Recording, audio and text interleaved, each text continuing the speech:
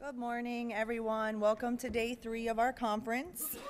My name's Amy Miller, and I'm going to be facilitating this session today. Also, we have a couple other facilitators in the back. You'll see us wearing the staff tags. If you need anything, have any questions, please find one of us. I just have a few announcements before we get started.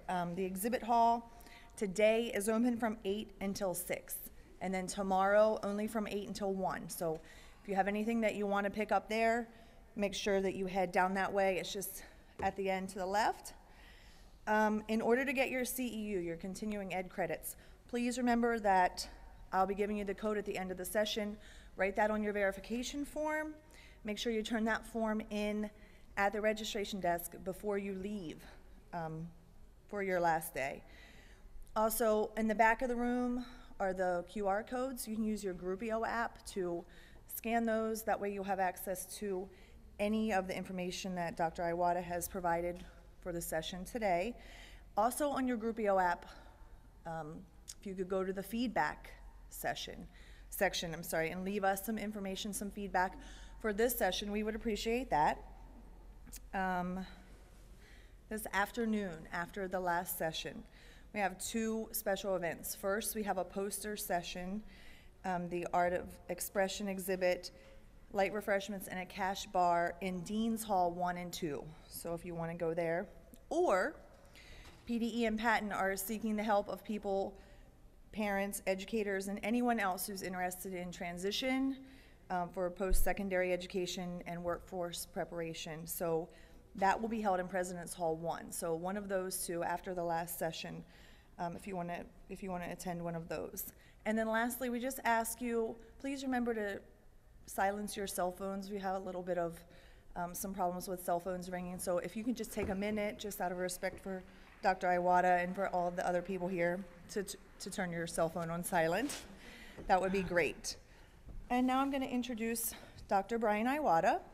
He received his PhD in clinical and school psychology from Florida State University and subsequently held positions at Western Michigan University and the Johns Hopkins University School of Medicine. He's currently professor of psychology and psychiatry at the University of Florida, where he has also directed the Florida Center on Self-Injury and the Prader-Willi Syndrome program. Brian is the former chief editor of the Journal of Applied Behavior Analysis and the former president of the Association of Behavior Analysis, the Society for Experimental Analysis of Behavior, Division 33 of American Psychological Association, and the Florida Association for Behavior Analysis.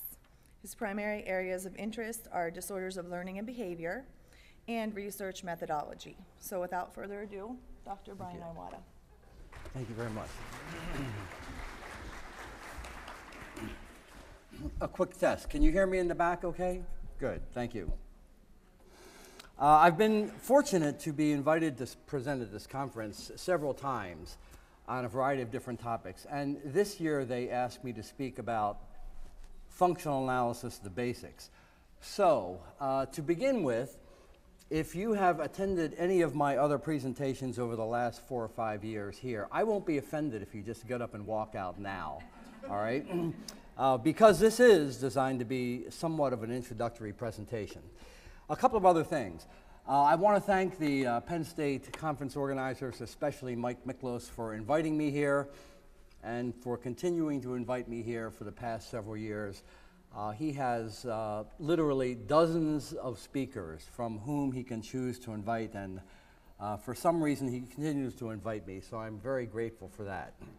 Second, some of the work I'm going to be presenting, actually much of it, was done in our own lab and clinics by my students, and so I can't really go any further without acknowledging the organizations that have given us support over the years, listed at the top of this slide, but more important than that, the long list of PhD students, postdocs, fellows, and so forth, who have contributed a great deal of their time and energy to the assessment and treatment of problem behavior. And I know that you probably can't read the names very well, but I've tried to squeeze everybody in there. The group highlighted in the lower right is my current lab group. And so while I'm standing here, they are working hard down in Gainesville, Florida, assessing and treating clients. This group is also significant because it's my last lab group. So over the ensuing years, this number will decrease, highlighted in yellow, until we get down to 0 in about 5 or 6 years. Now, the main points I'm going to be covering today are the learned functions of problem behavior, how problem behavior is acquired and strengthened, the 3 general approaches that are used today to conduct what is known as functional behavioral assessment. I'm then going to focus more specifically on one of these approaches, that is the functional or the experimental analysis, in describing its basic components and a number of variations that are currently in use. And then if I have time, and I hope I will have time, I'll close with some implications for treatment. Because when you think about it, assessment is really only part 1 of the whole process. The only reason for conducting an assessment is to develop an intervention plan. And because I was asked to present about assessment, I will only touch upon treatment issues, but what I'm hoping to do is to be able to make the transition from assessment to treatment so that you'll be able to see the connection. Now, another prefatory note. Last year, the Journal of Applied Behavior Analysis, or JABA as it is known, published a special issue on functional analysis methods. It marks sort of like the 30-year anniversary since the development and initial publication of these approaches. And that issue contained 31 articles, a number of them review articles, a number of them empirical studies on assessment, and then a number of studies on treatment. So if you want to get access to the most current information in one place about this general approach, I recommend going to the Journal of Applied Behavior Analysis website. That will get you to Wiley International, which is the current publisher of JABA. And you can look for this particular volume and issue and download all of the articles for free. All right, so you can get access to a great deal of information and in fact read some of the studies that I'll be describing to you today.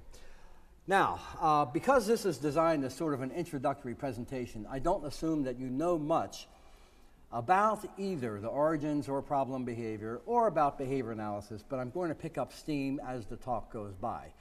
So what I'd like to do is to invite you at any point in time to just raise your hand and ask a question if you didn't understand something I said.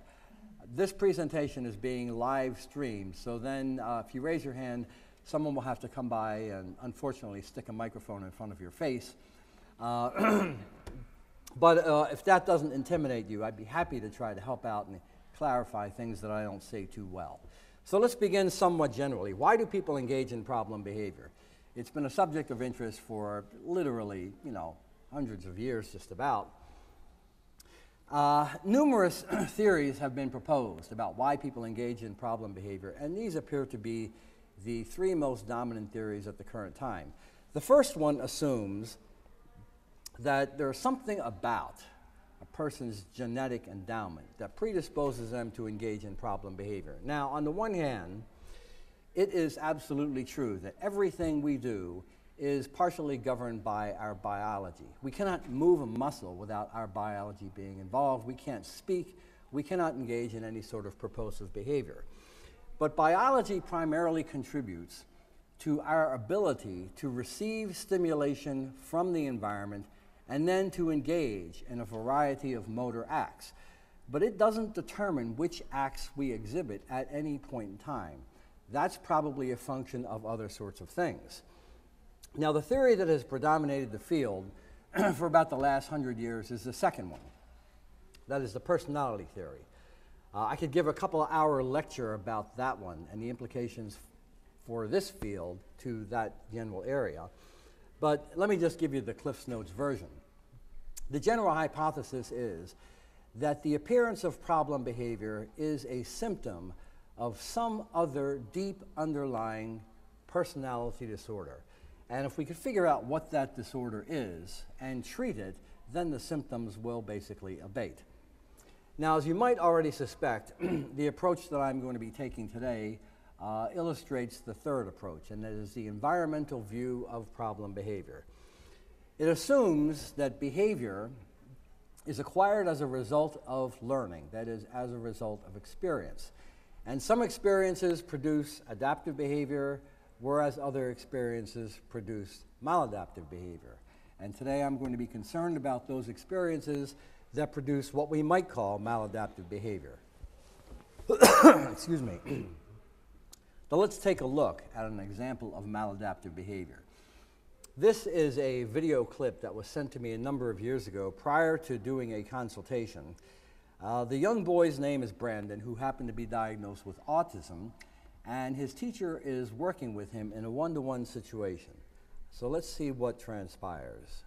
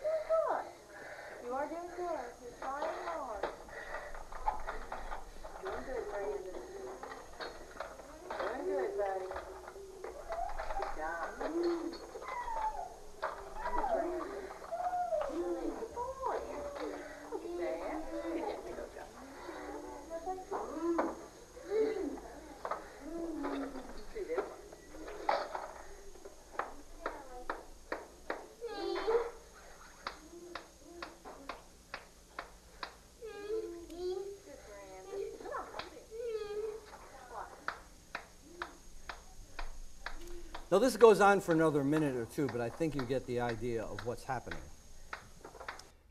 When you see something like this, a number of questions come to mind. And probably the two most prominent are, what's happening here? And then the second one is, why is he doing that? And those two questions raise a very important distinction in our field. I'm going to mention it now, and I'll come back to it a couple of times over the course of the presentation. And that is the distinction between structure and function. When we speak about structure, we are interested in the component parts of something. So the general question being posed is, of what is this thing made? Now, we can ask structural questions about behavior and environment, and they take the form, what is happening? What are people doing? What do their behaviors look like? Now, those are important questions because they focus our attention on observable events so that it is very clear what includes an instance or non-instance of the behavior of interest. But questions about structure or answers to questions about structure tell us nothing about function, that is, why something is happening. Those questions belong in a different realm. They focus on purpose or uses, and the general question being posed is, what does this thing do? Translated into questions about behavior, they become, why is this behavior occurring? What accounts for it at the present time? The reason I raise that distinction is that there are some approaches to assessment that are purely structural in nature. They attempt to answer questions, what is happening? Whereas other approaches answer questions, why is something happening? And you really can't substitute one approach for another approach, although people have attempted to do that over the years. Now, as long as I've raised the issue of function, let's start going down that road. As you might imagine, one of the first people to use the terms function and behavior in the same sentence was none other than B.F. Skinner. In 1953, he wrote a textbook entitled Science and Human Behavior, and in that textbook he laid out, sort of in a general way, an experimental approach to looking at the effects of environment on behavior. And he called that exercise a functional analysis of behavior. He said that its goal was to identify cause-effect relations that changed behavior. The effects were the changes that we see in behavior. New behavior emerges, old behavior goes away. The causes, he said, were somewhere out there in the environment. And if we could expose people to different environmental arrangements, we would see orderly changes in their behavior. Now, this general approach to looking at behavior might be of interest for a number of reasons, but I just list three of them on the slide. The first one is that it contributes to a general understanding of why people do things. And of course, we've always been interested in basic human motivations. The second one is probably more relevant to your being here, and that is that the more we understand about the conditions that produce and maintain problem behavior, the more we've learned about what needs to be changed in order to reduce one behavior and then to replace it with a second, more socially acceptable behavior. And the third one is, in my view, the unfinished business of our field. We've spent so many years treating problem behavior that we've hardly had time to consider ways to prevent its initial occurrence. Now that we've begun to identify the environmental determinants of problem behavior, we can begin to look at the environments of young children who are at risk for the development of problem behavior but who do not yet show it. And when we begin to see certain things happening in the environment, we can make a prediction that a problem behavior is likely to emerge. We can then intervene quickly using less effort and less intensive procedures and perhaps prevent problem behavior from ever becoming a concern. And in my view, that would be a great place to be. Now, when we consider a functional analysis of behavior, or the functions of behavior, there are some major assumptions that we need to make. The first one is something that I've already mentioned, and that is most behavior problems are learned. That is, they are acquired as a result of an individual's experience with his or her environment. So if problem behavior is learned, then general learning mechanisms or basic learning principles probably account for the development of maladaptive as well as adaptive behavior. So it begins to focus our attention on what produces new behavior and what maintains it. And it turns out that there are two major organizing contingencies that produce and maintain new behavior. One of them is known as positive reinforcement. If you'd like to use the lay term, you can call it reward. And sort of like the golden rule of reward is you do good things and good things will happen to you. But of course, you can do some bad things and good things also will happen. For the purposes of categorization, we find it helpful to take this general contingency, positive reinforcement or reward, and divide it into two based on the source of the reinforcement.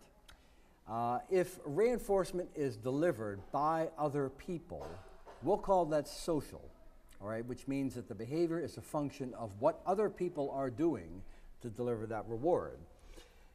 By contrast, some behavior is maintained purely by its own directly produced consequences. We engage in a response and we actually, so to speak, deliver our own reward. We call that automatic reinforcement. Now this is somewhat of an arbitrary distinction, but it helps focus our attention on important features of the environment that are maintaining behavior. If behavior is maintained by social reinforcement, we cannot change that behavior unless we change the behavior of the people around that person. If behavior is maintained by automatic reinforcement, we may need to change the behavior of the people around that person, but we need to look a little bit more carefully at what that behavior does directly for that person. Now, the other major learning mechanism is negative reinforcement. Now, the terms positive and negative don't mean good or bad. They mean the type of change in the environment that occurs following behavior. Positive reinforcement involves something being delivered, something being added, something being given, hence the term positive. Negative reinforcement involves something being removed, something being taken away or subtracted. When you look for situations involving negative reinforcement, you look for situations in which something is ongoing, a person behaves, and as a result of the behavior, whatever was ongoing stops. Now, we can make some inferences that perhaps whatever was ongoing was probably aversive, which is why the person was motivated to get it to stop. Now, as with positive reinforcement, we sort of distinguish between two types of negative reinforcement. One is social. It involves situations in which people are doing something to a person, the client or student. The person behaves, and then the other people around that person doing things stop. Automatic negative reinforcement involves situations in which we are experiencing some sort of stimulation. Often it's some sort of pain or discomfort. We engage in behavior, and as a result, it gets terminated. Now let's take a look at an example of some of these. Social positive reinforcement. All behavior occurs in a context. Things are going on in the environment before we behave. And so let's say we have an individual who has not received attention for some period of time. And attention ordinarily would be a reward or positive reinforcer for that person's behavior. So the person is deprived of attention. How is that person going to get some attention? Well, under ordinary circumstances, the child or student may simply approach the adult and try to engage in some social interaction. But if that student doesn't have any well-developed language capability or form of communication, there's no real way to recruit attention from the environment. That child or student may learn that by engaging in a variety of forms of unusual, bizarre, or dangerous behavior, the likelihood of getting attention is higher than had the person not engaged in the behavior. So self-injurious behavior, aggressive behavior, property destruction, and things like that are behaviors that are likely to produce attention. What kinds of attention? Well, lots of attention. Now, it may be difficult to figure out what this is, but this is my rendition of a young child hitting himself in the head, or herself, all right? The gender is unknown here, as is the species almost, all right? Now let's add to that an adult. So the adult observes the child hitting himself or herself in the head. What is the adult obliged to do? Well, to stop that behavior. And that's all the adult really has to do. Just walk up and terminate it.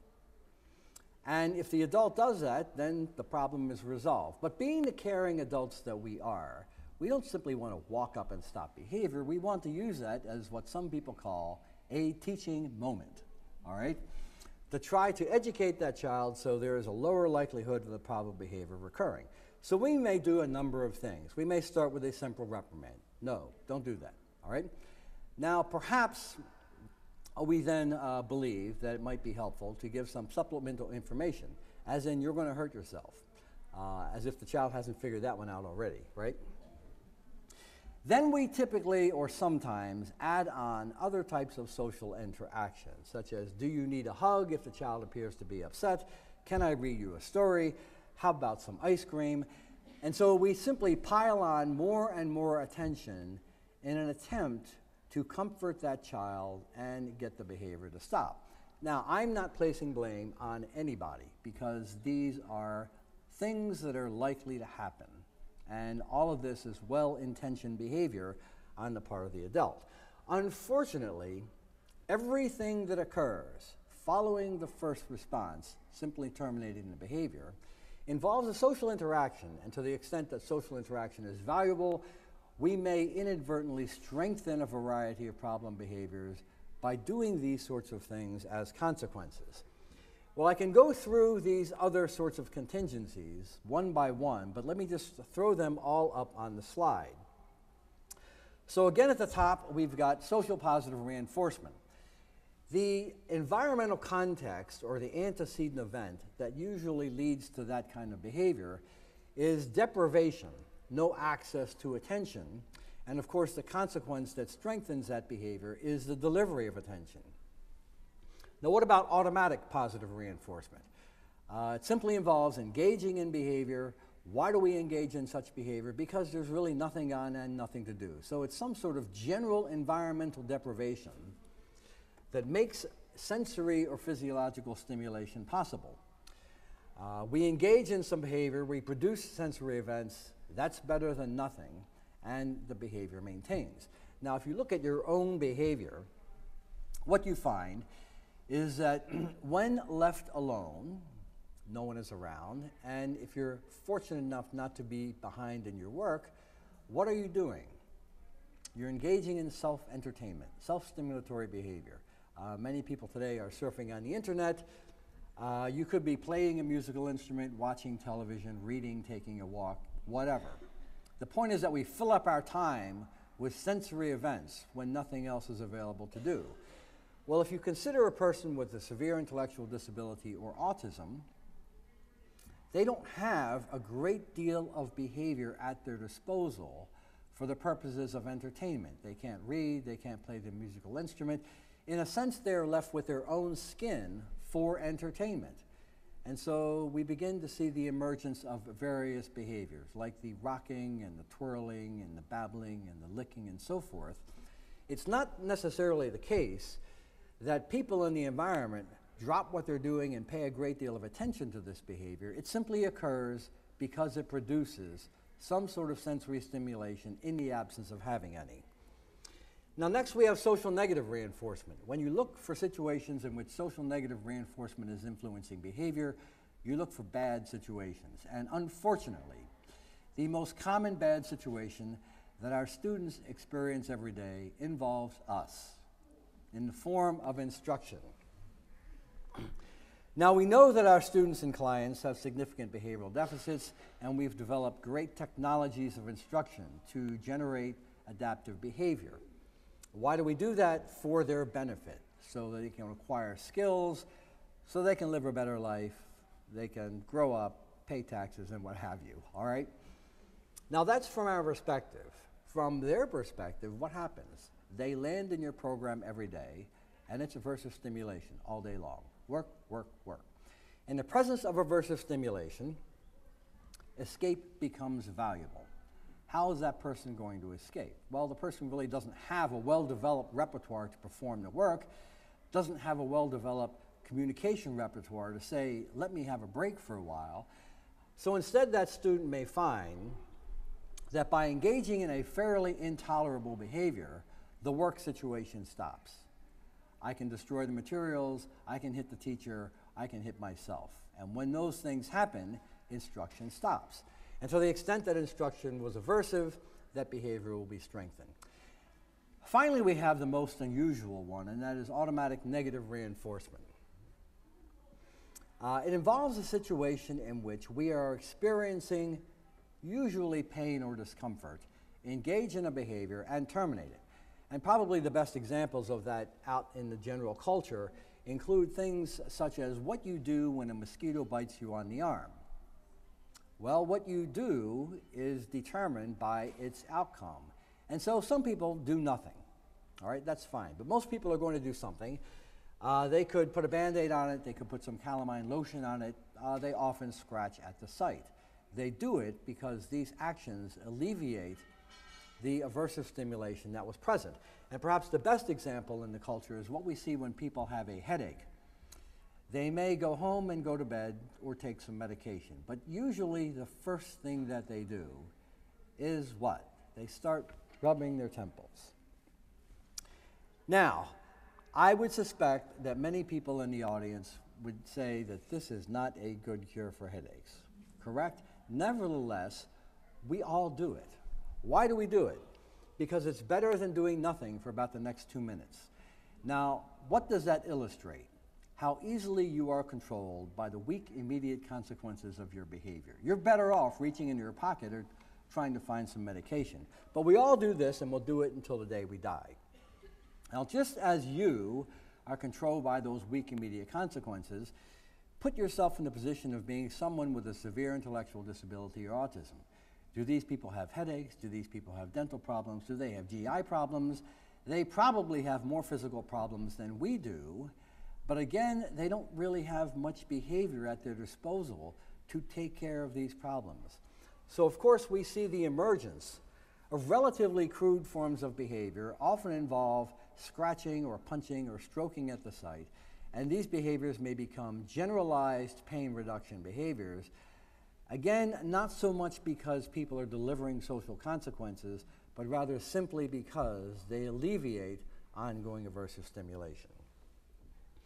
Now, if these account for the general ways that behavior is acquired and maintained, and I submit that they do, although there are numerous variations to all of these, right? These are the fundamental building blocks of behavior. The question, when asking why problem behavior occurs, involves figuring out which of these is actually responsible for the maintenance of the problem behavior. Now, before I get into those methods, let me just divert your attention for a minute and talk about a particular problem behavior. And the reason I do that is because about 2/3 of our work focus on a specific problem behavior, and that is self-injurious behavior, also known as SIB. And the reason a lot of our work has focused on that particular disorder is, first of all, it's probably the most dramatic and severe problem behavior you're likely to encounter, but perhaps the more subtle reason is that it's the most interesting problem behavior from the standpoint of learning. It's the one problem behavior that is likely to be acquired and maintained by any source of reinforcement listed here. Other problem behaviors tend to be maintained by one source versus another. And so here's sort of a general slide. Can you read this in the back of the room? Okay, great. So I don't need to read all these words to you. Self-injurious behavior is an interesting disorder because it is not defined as any particular behavior. So structurally, there's no definition. It's defined simply as any response that produces injury. And as you can see, there are lots of different kinds of responses that produce injury. I've only listed about a quarter of all the documented forms of SIB that have been reported in literature, but these tend to be the most common. Let me mention some statistics that may be of interest to you. The general prevalence of SIB is estimated to be somewhere between 10 to 18% among individuals diagnosed with severe or profound mental retardation or autism. So 15% might be a good round prevalence number. The most common form of SIB is forceful contact, usually against the head, but it could be against other body parts. Head hitting, head banging, punching, and so forth.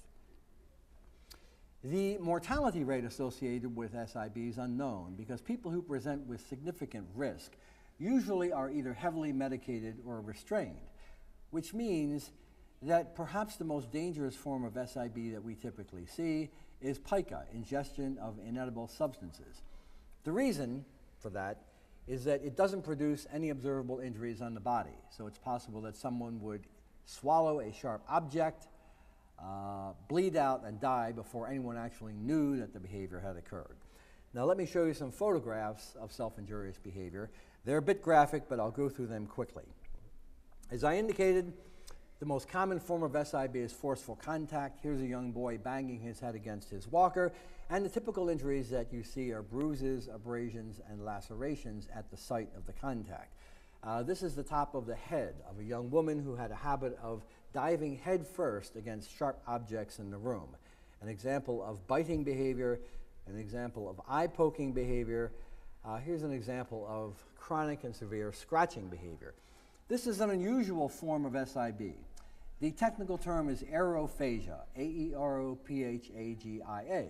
It's more commonly called air swallowing, and some of you people have probably seen very mild forms of it. It's usually observed at beer parties. It involves ingestion of air into the stomach instead of the lungs. So whoever can swallow the largest amount of air and then expel it, either the loudest or the longest, wins the belching contest, all right? Now, this woman has engaged in aerophagia, and to give you an idea to the extent that she's done that, this is an adult female who weighs 65 pounds. 65 pounds. So what you're really seeing is nothing but air. It's all air inside there. And occasionally it comes out, and you don't want to be around when that happens. This is a tongue that has been partially bitten off. These are some internal examples of self-injurious behavior. A view through a CT scan. I think you can see that whitened area up there. That's a calcified retina. The person is blind in that eye as a result of head banging behavior. Here is a view through an ophthalmoscope. This is a torn retina. It will not immediately produce blindness, but if the person engages in self-injurious behavior repeatedly, the person eventually will go blind. This is an X-ray of a hand. It belongs to someone who engages in face-hitting behavior. It's fractured in two places. Think of hitting yourself hard enough to break your hand twice. You can imagine the damage that's probably being done inside the brain. And then finally, this is an example of pica. We don't know how the person got a hold of the nut and the nail, but there they are. Now, on to methods, functional behavioral assessment. The attempt is to identify the environmental determinants of problem behavior. And so when you think about that, if we want to find out why a person engages in behavior, or restated, if we want to identify the conditions under which behavior is more likely to occur, how can we do that? Well, these three approaches actually represent the three alternatives that we have. We begin with what are known as anecdotal or indirect methods. They're called anecdotal because the primary form of data is anecdote rather than direct observation. They're called indirect because there is no direct observation. And they involve basically asking people about the conditions under which behavior might occur. So, and that's sort of like a good viable option. The second approach is known as the descriptive analysis. Instead of asking people why behavior occurs, we will go out into the environment and conduct some observations to see if we can identify the contexts that surround behavior. And the third approach involves a test. If we want to know actually what produces behavior, we arrange for certain conditions to be present or absent, and then we see whether behavior goes up and down, whether the conditions are present and absent. Now, if you look at these three approaches, my mic went on? It did.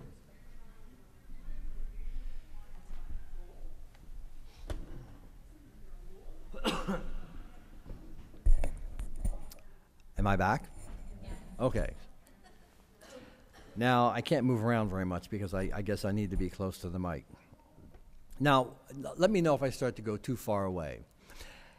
If you look at these three approaches, in terms of precision, the field generally agrees that the third approach, the functional analysis or the experimental analysis, is the most precise. If you look at them, however, in terms of simplicity, they go in the opposite direction. The indirect or anecdotal methods are the simplest, and I'm going to go in the direction over on the right, from the simplest to the most complicated. Now, these methods and the terms used to describe them raise a question about what is a functional behavioral assessment versus what is something else, and that is a functional analysis. And the two of those terms are often used interchangeably, but they're actually different.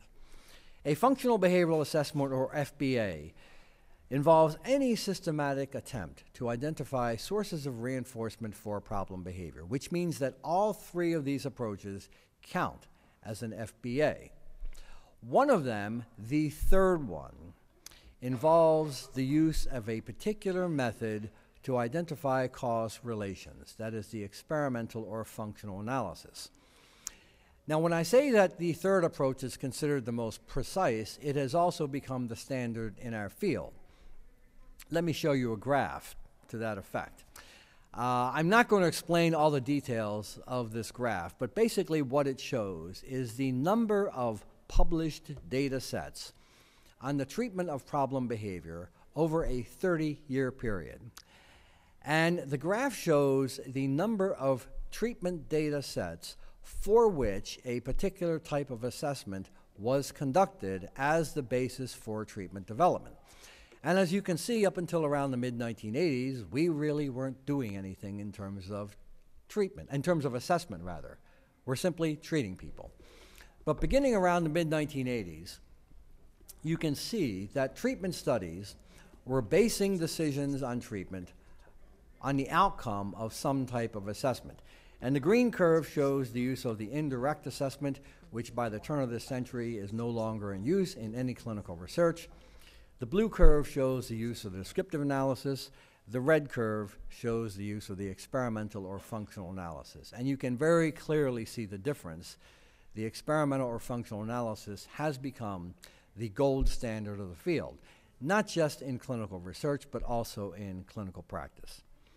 Now, what I'm going to do is to go through these three general approaches, spending a little bit of time on some, more time on the others, in somewhat of a general way. I'll describe the key features, illustrate some variations, and then summarize by enumerating strengths and limitations. So let's begin with the indirect methods.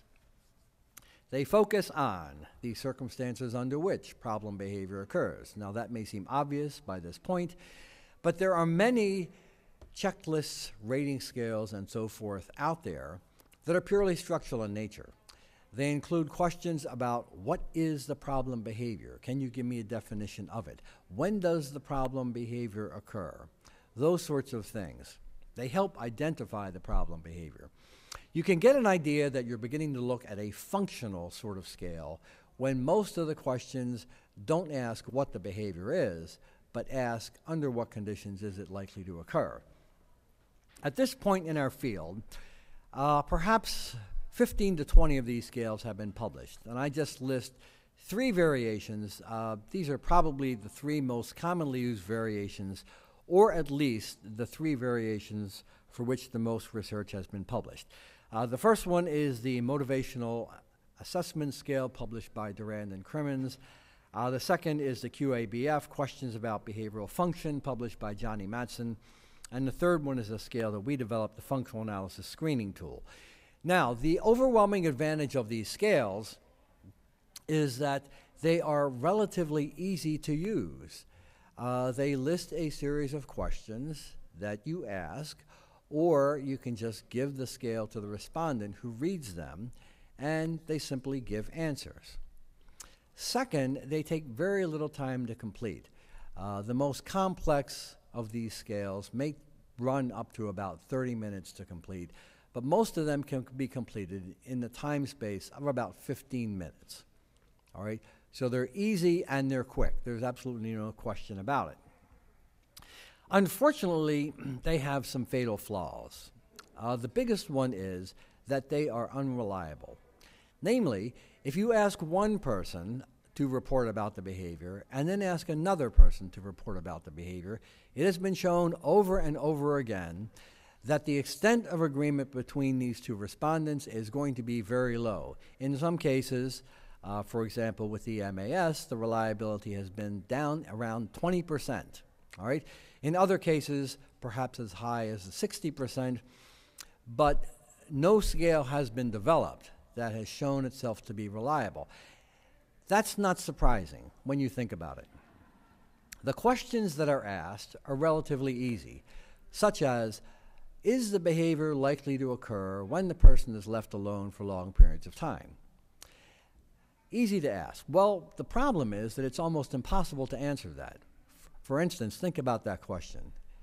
Does the behavior occur when the person is left alone for long periods of time? It means you have to be there when nobody's there, all right? We'll skip that part.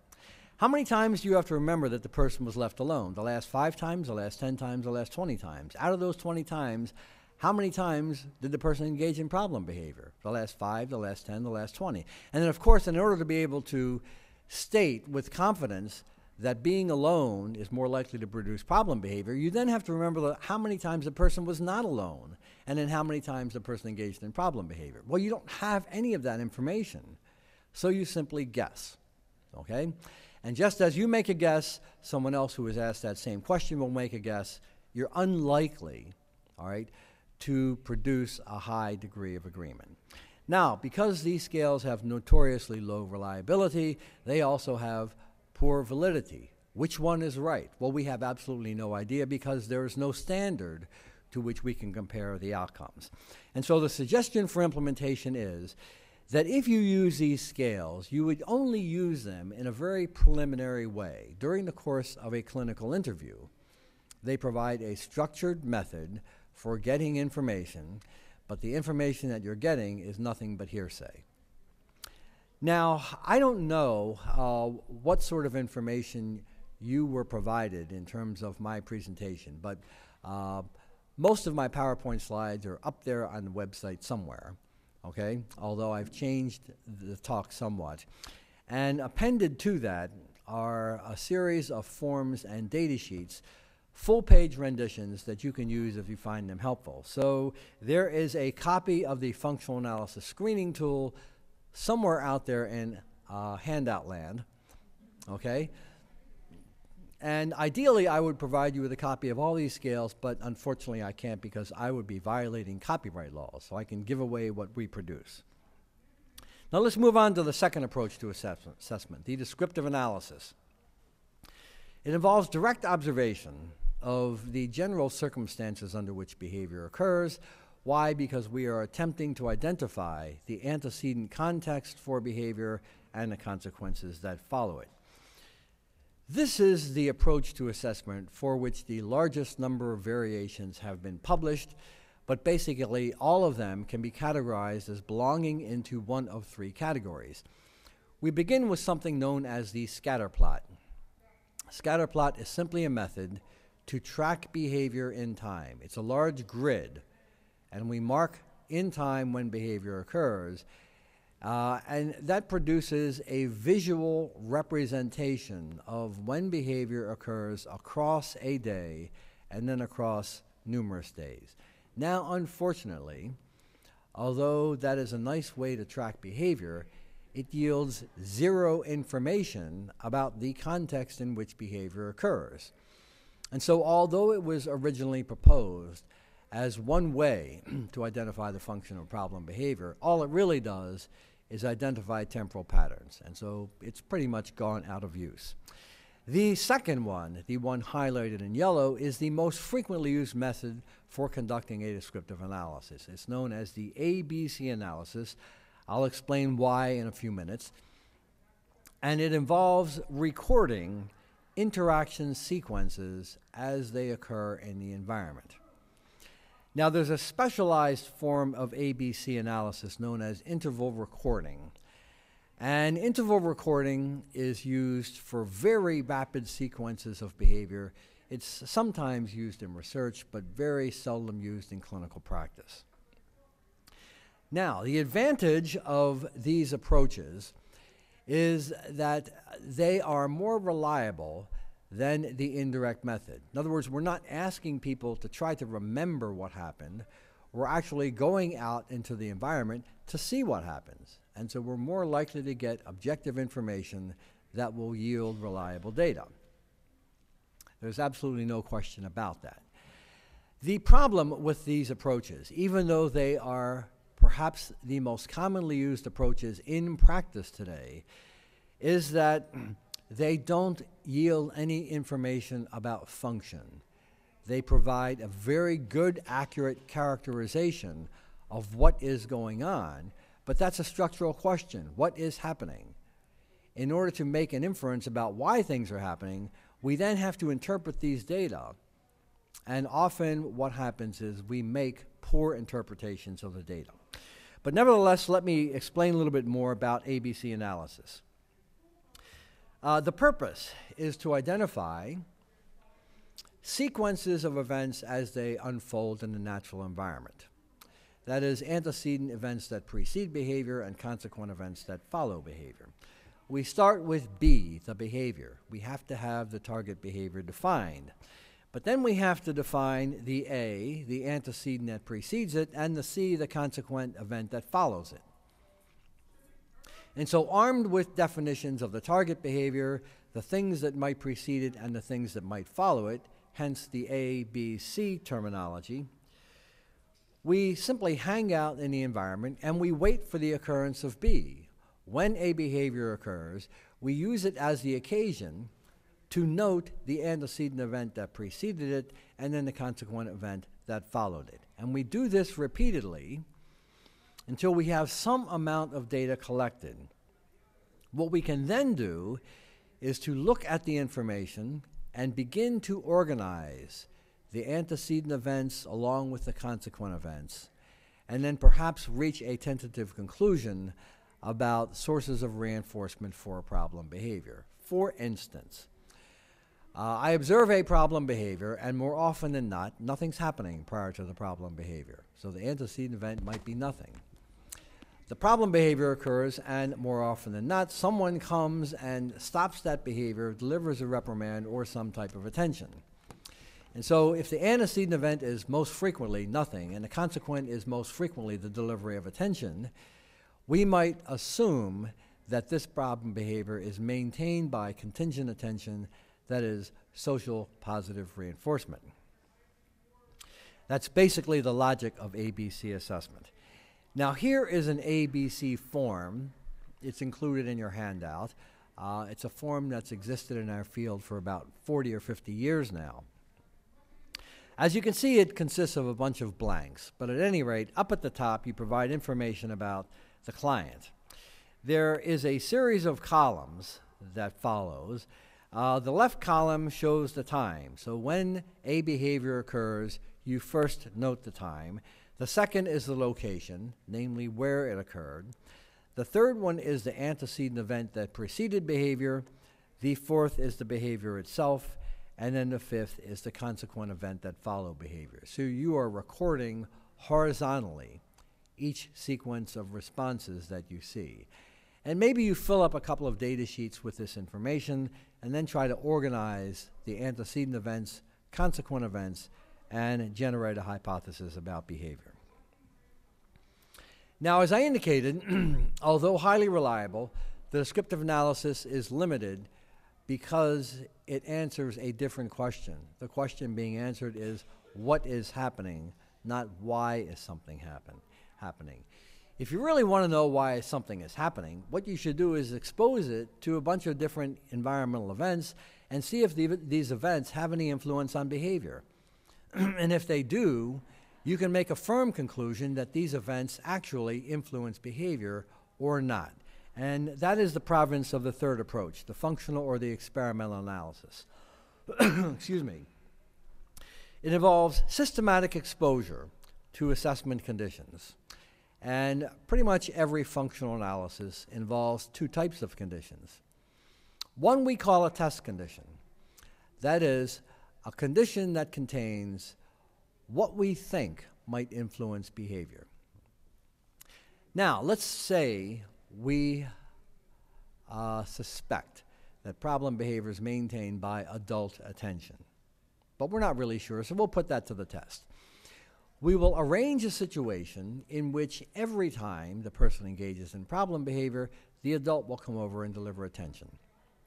And we do that a number of times, and we see, sure enough, a high rate of problem behavior ensues. Well, that might lead us to conclude, well, problem behavior is likely to be maintained by attention because I included a condition in which attention always followed problem behavior, and I observed a high rate of problem behavior. Is that a sound conclusion? Well, not really. The reason is that you might have observed the same amount of behavior regardless of what you did. You did deliver attention, but if you did anything else, perhaps you would have seen just as much. And so we need a control condition as a comparison. And in this particular example, what we would do is include a condition in which attention never follows problem behavior. If we see the same rate of problem behavior as we did in the condition that contained attention, well, obviously attention had no influence on problem behavior. But when we deliver attention, the behavior goes up. When we remove attention, behavior goes down. We deliver it, it goes up. Remove it, go down. We have a cause-effect relation. There's no question that attention influences behavior. Now, under the variations, I will explain what these are as time goes by. As I've already indicated, the principal advantage of this approach to assessment is that it is the most precise method. We are not relying on guesses or recollections. We're not simply observing what happens and assuming that what's happening is influencing behavior, but we're really actually putting it to the test.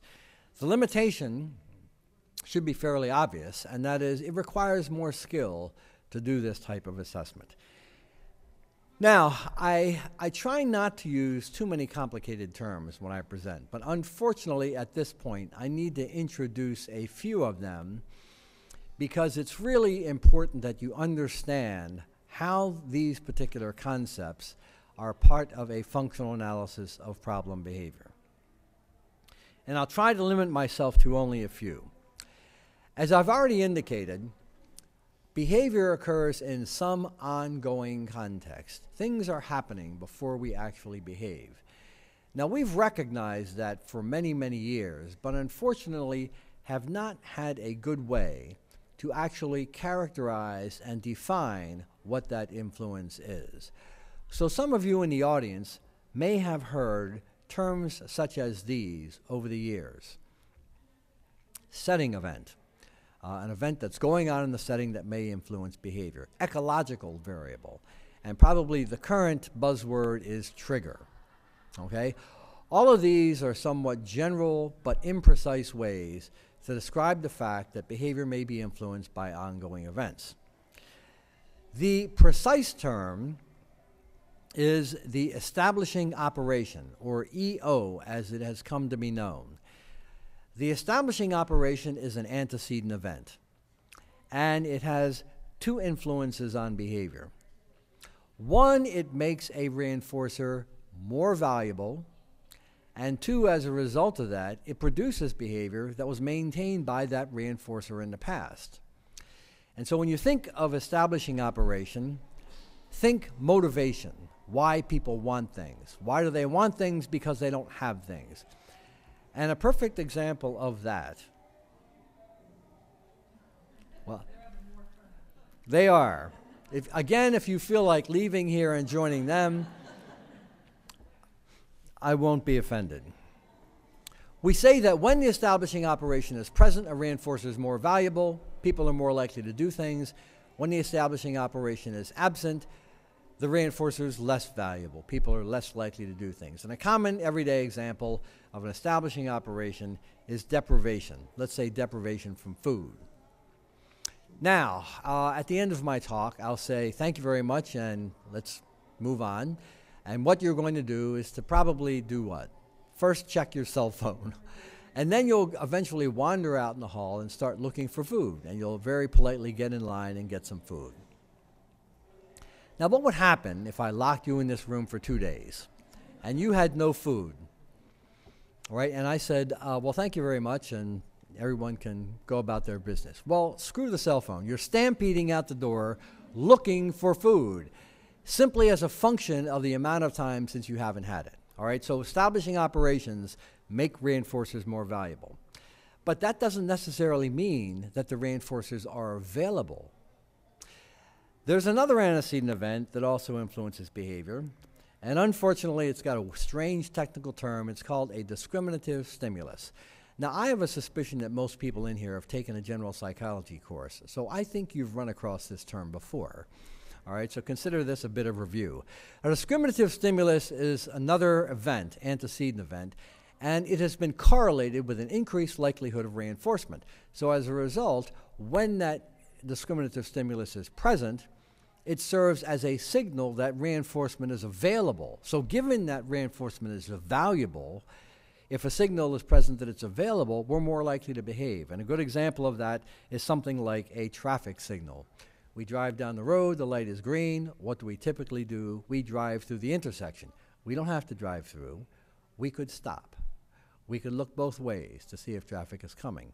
But what we've learned is if we stop at every intersection, we're not going to get very far very quickly. Plus, we're highly likely to get hit from behind. So light is green, reinforcement is available, go.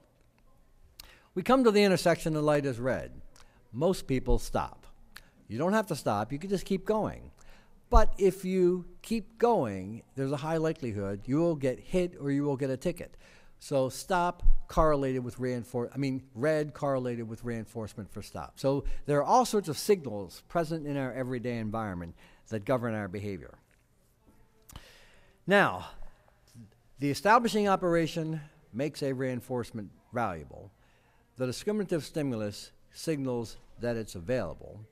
What drives everything is the actual consequence, the delivery of the reinforcer. If reinforcement is delivered, behavior occurs. If it's not delivered, behavior won't occur. Well, why do I introduce these particular terms? If we want to see whether an environment supports or maintains behavior, what we should do is include all of these three to increase the likelihood that a behavior actually will happen. Do you have to include all of them? Well, perhaps not, and some people don't. But if you really want to produce clear, quick effects, your assessment should include all of them. Well, that leads me to a sort of general description of what a functional analysis protocol might look like aimed at assessing a problem behavior that could have any one of several functions. We have a condition. It's going to be a test condition or a control condition. It is going to be correlated with a particular signal that a type of reinforcement is available. It's going to contain an established operation to make a particular reinforcer available, and it will involve the delivery of a consequence. And if you look at all these things strung together, they form a contingency that has been shown to maintain problem behavior in the past. By in the past, I mean in hundreds and hundreds of studies. So let's take a look at some of these. We start with a condition that's often called the attention condition. Some therapist, TH, runs that condition. All right, so we've got a unique therapist associated with that condition.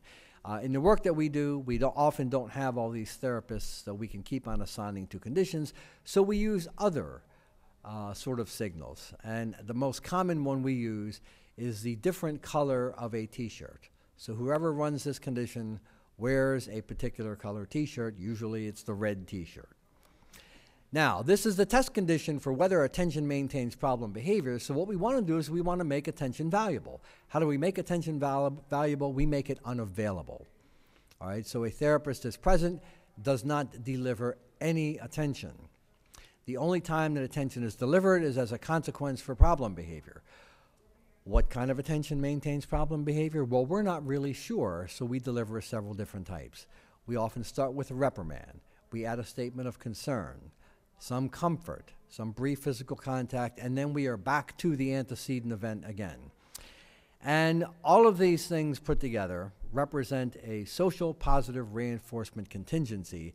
It's a test for whether attention maintains or influences problem behavior. That's one possible source of reinforcement. Now, another one is social negative reinforcement. So we have another test condition for that. Some other therapist, therapist 2, or a therapist wearing a different color t-shirt, runs that condition.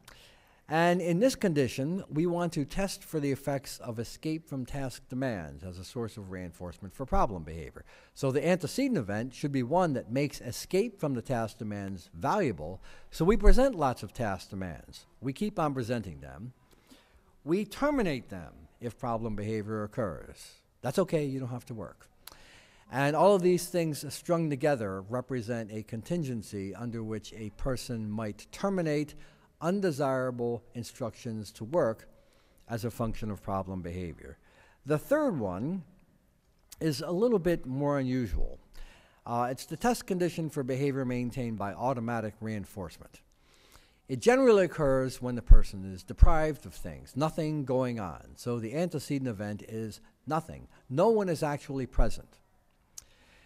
Now again, this source of reinforcement is delivered directly as a result of the behavior, so there are no consequences for behavior whatsoever. We simply observe the person when nothing is happening. And if problem behavior continues to occur at relatively high rates, when nothing is going on, it's unlikely that it's maintained by attention because no one's around delivering attention. It's unlikely that it's maintained by escape because there are no task demands present. So to the extent that it's a learned motivated behavior, it's probably being maintained by its own consequences. So this condition is not a direct test condition, although it's a test condition. It's basically a rule-out condition. This condition rules out social reinforcement. What's left is automatic reinforcement. Well, then we have a control condition. This is the all-purpose control. Some other therapist or a therapist wearing a different colored t-shirt runs this condition. And what we want to do is to make problem behavior not valuable. We want to make the person unmotivated to engage in any kind of problem behavior. So as a result, attention is available for free. Why? Because we don't want to see attention maintain problem behavior. There are no demands present. We don't want to make anything aversive in this situation, and the person has lots of things to do. So there are numerous forms of stimulation available, such that the person has less of a need to engage in, quotes, self-stimulatory behavior. There are no consequences.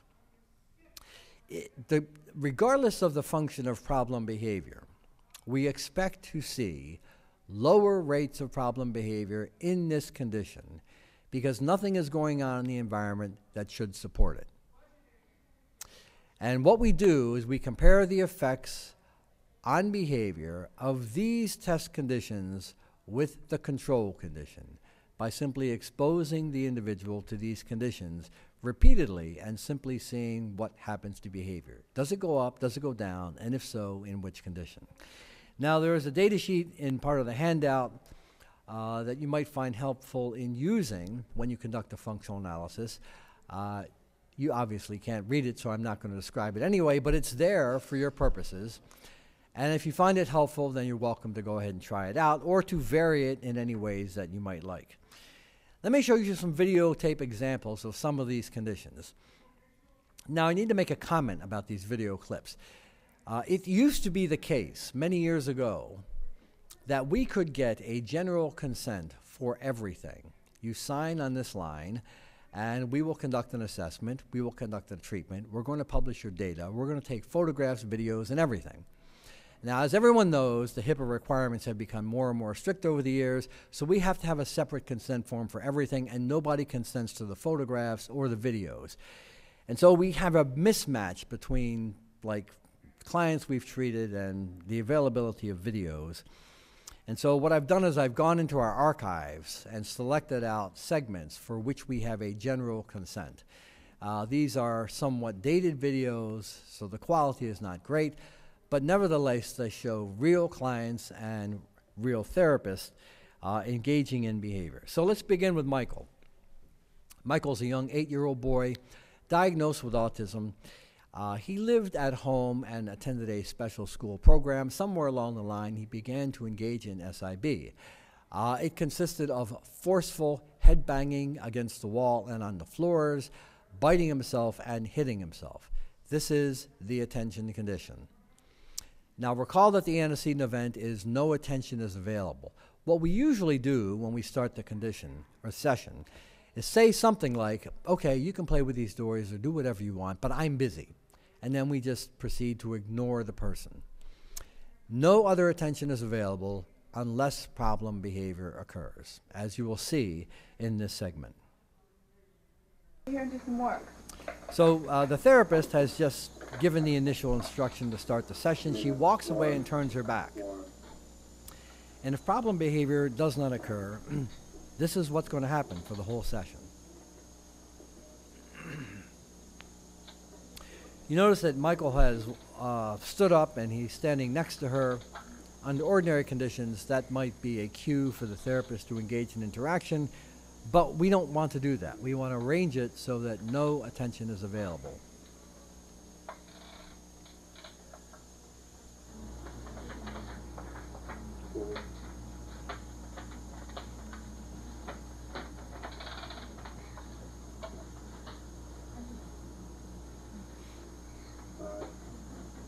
Michael, don't hit your head. You're going to hurt yourself. Don't do that. Don't do that. Michael, hey, what did I just say? Don't hit your head.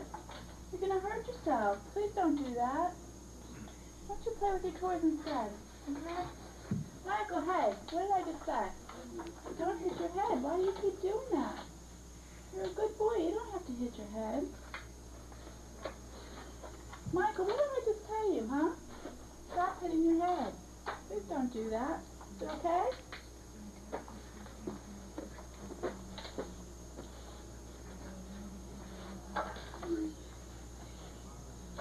Michael, what did I just tell you about that, huh? Don't hit your head. I get upset when I see you do that. Please don't hit your head. Okay?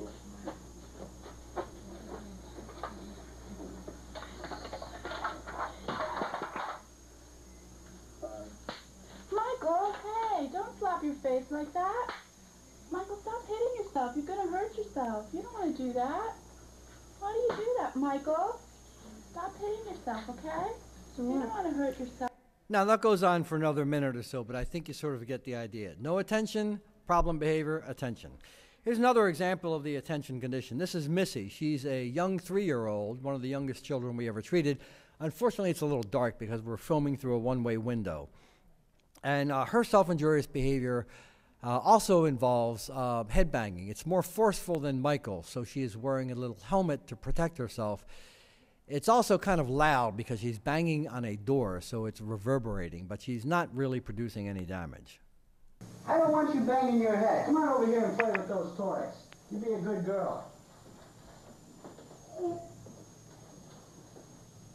Missy, hey. You stop that head banging. I don't want you banging on it. Be a good girl. Come on over here and play with these toys. Missy, hey. What are you doing? Are you okay? Look what you're gonna do. I want you to be a good girl, not bang your head anymore. No more head banging. Hey, Missy! Told you no more head banging. Missy, you stop that head banging now. Okay. Now, let's take a look at a couple of examples of the demand condition. Recall that that's the test condition for behavior maintained by social negative reinforcement escape. So the antecedent event is the delivery of instructions to engage in some task, and we select those tasks not because they're exciting or fun, but rather they're boring, repetitive, and challenging, as in the work that we present our students every day. We continue to present those tasks, typically by delivering an instruction, delivering a supplemental prompt, and if necessary, some physical guidance. And if problem behavior occurs, we simply terminate that trial. Put the block in the cup.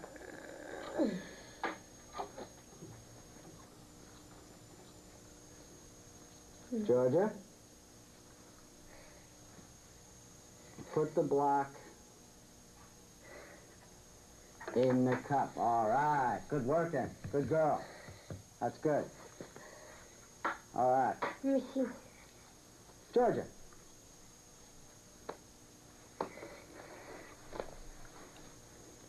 Now, the therapist began that trial by calling her name, but before he could actually issue the instruction, she started slapping, so he simply terminated it.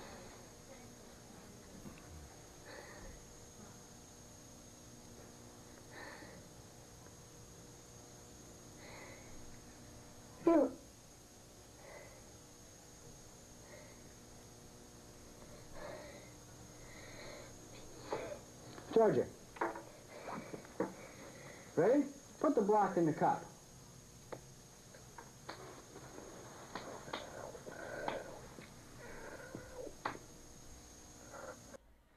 Okay, by the way, I forgot to mention, this is Georgia. She's a teenager. She also was diagnosed with autism. Another example of a demand condition, this is Roger. He's an adult. He has no vision. He's blind. And so he spent most of his day kind of like sitting there, really not doing a whole lot. And because he spent a lot of time sitting on the floor, that's the way we initiated the condition. The therapist will walk up to him, try to get him to stand up and walk somewhere. That's the task in this particular session. Roger, stand up, please. Roger, come on, stand up. Stand up for me, Roger.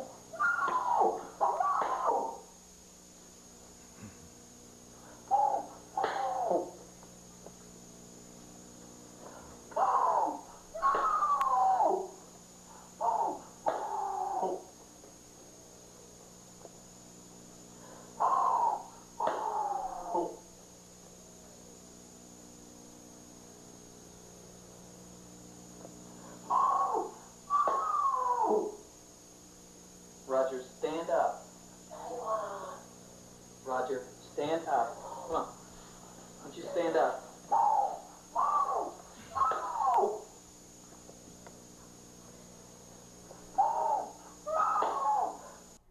Finally, here's an example of the alone condition. This is Jimmy. Jimmy is an 8.5-year-old boy, engages in chronic scratching behavior. Now recall the alone condition, nothing happens.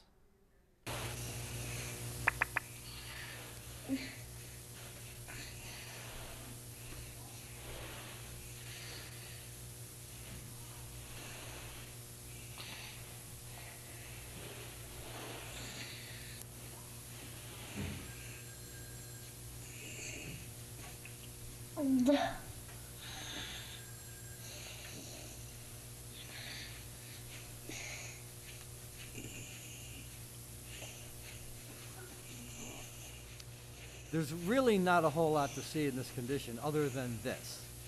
All right. Now, what I was going to show you next is some outcomes from functional analyses, typical data, and how we interpret those data.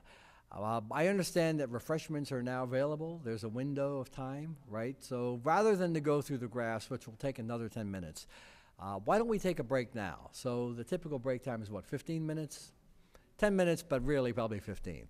So I'll see, I'll see you in 10 minutes, really 15.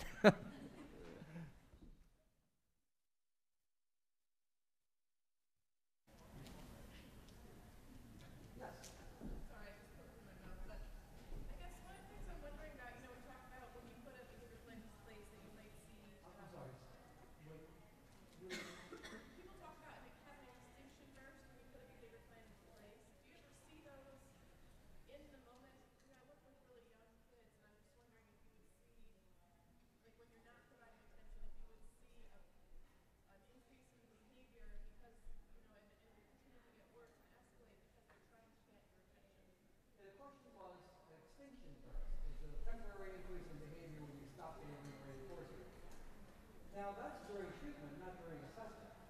Right? During assessment, we are delivering the message. Right, but then you have a period where you're not delivering the message. Right. So do you ever see? That's not extinction. The behavior would occur and it's reinforced. You following? Yes.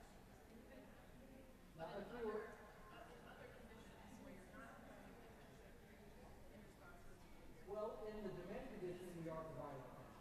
It's a different kind of attention. In the play condition, we are providing attention. I just haven't turned it on yet. So, in a way, the extinction burst is not really too pertinent to the assessment. Okay, you don't really see it. Okay, other questions?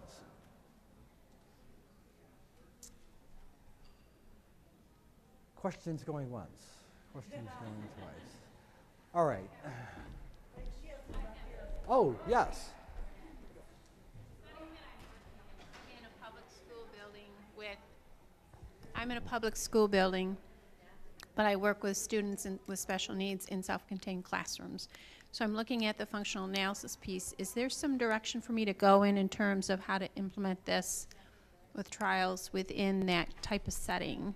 I'll get to that. It's about like the third point of the variations, okay? Good question. Others?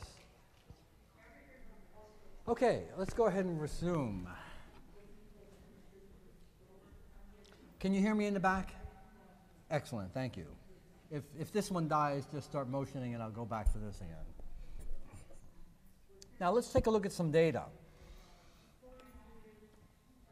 We conduct a series of sessions and then we examine behavioral data to see what sort of patterns of responding emerge. And these are some typical patterns of responding. So here is a graph. Let me explain what is on the graph. Each data point shows mean number of responses per minute across a session. And when we were collecting these data, the sessions happen to be 15 minutes long each. We now use a standard 10-minute session. These were collected during 15-minute sessions. The sessions are sequenced from first to last. So this is the first session, that's the last session.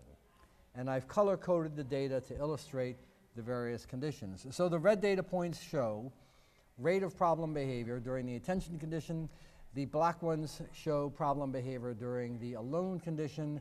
The blue ones, the demand condition, and the green ones, the play condition. As you can see, there is an elevated rate of behavior during the attention condition.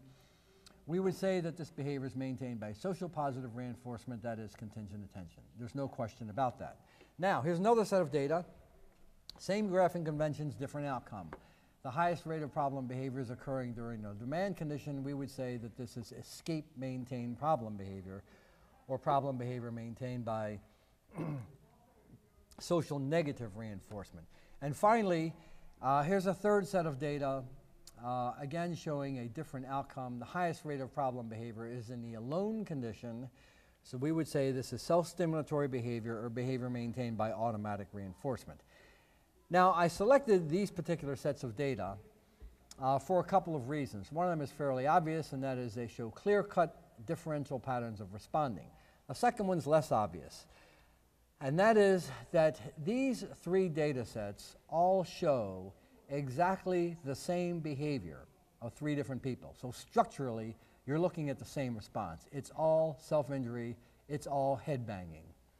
But here you see self-injury maintained by three different sources of reinforcement. These three individuals' headbanging behavior will require very different interventions.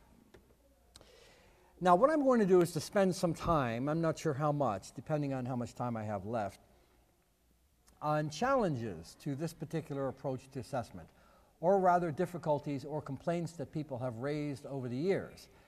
And the reason these are significant is that they may deter people from thinking that they could apply this technology, but I can assure you that variations have been developed for each of these challenges such that it almost really doesn't matter what your problem is, there's a solution to it. So let me list them on this slide. The first one is what we call complexity of assessment, and that complaint goes as follows. This is too difficult for me to do. I can't do this. The second one is that it takes too much time, and that's perhaps relevant to people who work in outpatient clinics where clients will be seen briefly, let's say for an hour or two. The therapist makes a recommendation, and then they're gone. The third one is setting constraints. And that goes like this. When I read all of these articles about functional analysis, they all seem to be conducted in relatively pristine, clinical, almost laboratory-like environments. I work in the school system. How do I conduct a functional analysis in the classroom? The next one is high-risk behavior. My client engages in dangerous, self-injurious behavior or aggression. How do I conduct a functional analysis while allowing that behavior to occur? The next one is sort of the opposite problem. We never see this behavior. How do you conduct a functional analysis of behavior that really rarely occurs? And the last one is, this is a mess. I conducted a functional analysis and I can't figure out what these data mean. Please help me. So let's go through these one at a time. And I may run out of time when I get near the end, but the more common problems are the first several. Let's begin with complexity of assessment. Several authors have written that when an individual is referred for problem behavior, what you should do is to begin by using an indirect anecdotal approach. Why? It's easy to do. If that doesn't give you very good information, then you should move on to the descriptive analysis. A little bit more complicated, but most people are familiar with observing and recording things. If you find that form of assessment not very helpful, then you need to call in the expert consultant, because only experts in our field are trained on how to conduct functional analyses. Now, when I first read that sort of complaint, I thought, well, you know, maybe these people have something, because this is not the easiest thing to do. But the longer we have been involved in conducting these assessments, the more I'm convinced otherwise. And there are two ways to sort of answer this question about complexity. The first one is simply through a logical analysis. It involves answering a simple question, and that is, what kind of skills do people need to have to conduct a functional analysis? Now, you can generate a very long answer or a relatively short one. And the short one is, the people have to be able to follow some instructions, all right? They have to be able to follow some instructions on how to deliver antecedent events and how to deliver consequent events. Now, if you and or your staff can't do that, then unfortunately you can't conduct a functional analysis. So you call in the expert and then they conduct the functional analysis. Eventually you will get to the point of having a behavior intervention plan. That will involve implementing a treatment. I will re-ask the question, what kinds of skills are required to implement any behavior intervention plan? how about following some instructions? To deliver certain kinds of antecedent events and certain kinds of consequent events. The point is that you may not be able to acquire the skills to conduct a functional analysis, but if you can't, you also can't implement any sorts of treatments either. All right, so we look at the ability to conduct a functional analysis as pretty much a prerequisite to working with anybody who's going to treat problem behavior. We coach them on how to do it. If they can't do it, then we sort of politely say, thank you very much, and we walk on, all right? Because we know that any recommendations we leave them will not be able to be followed either. Now, if the logical analysis is unconvincing, a number of studies have been published showing that a variety of trainee populations, as you see on this slide, ranging from undergraduates who have no experience working with students or clients, to individuals who aren't even in the same city, these are people who are being trained by teleconferencing, can acquire the skills to conduct functional analyses at a level of accuracy exceeding 90% in under 2 hours. Now, that's not to say that no skills are required, but it is to say that it is not very difficult to learn how to conduct these conditions. You simply need to read the instructions, follow the instructions, and the interesting thing is you don't ever need to vary what you do. You simply keep on doing the same thing in each particular condition. Now, let's move on to the second problem, and that is time. How long does a functional analysis take? The answer is I don't know, because we just keep on going until we get reasonably clear, interpretable results. How long does it take to get those results? Sometimes 2 days, sometimes 1 day, but clearly more than a half a day usually. What happens if you don't have that much time? Well, David Wacker up at the University of Iowa conducts all of his work in outpatient clinics. Parents bring their children in, they're there for about 90 minutes, and that's it, they're gone. Now, the most common form of assessment in outpatient clinics is the indirect approach. We interview the parent, we scratch our heads, we make a guess, and we say, sounds like this. Try some of that, and good luck. That's usually what we do. Now, to Dave's credit, he found that not a very satisfactory approach to assessment, so he began looking at functional analysis methods and began carving away at the procedures until he ended up with a type of assessment, a variation that could easily be conducted within a space of 60 minutes. It has come to be known as the Brief Functional Analysis, or BFA, and it was first reported by a student of Dave's, John Northup, in 1991. The BFA involves single exposure, not repeated exposure, to assessment conditions in which the session doesn't last 10 or 15 minutes, which is the typical duration of a session, but rather only 5 minutes. And in a follow-up study, another student of Dave's, Mark Derby, published the results of 79 cases going through the University of Iowa outpatient clinics, and they reported that they were able to identify the function of problem behavior in 40 cases, which is right about 50%. Now, some people look at that 50% and say, that's not very impressive. It's like only half the time. Well, consider the alternative. The alternative is to ask some questions, scratch your head, make a recommendation, and they're on their way.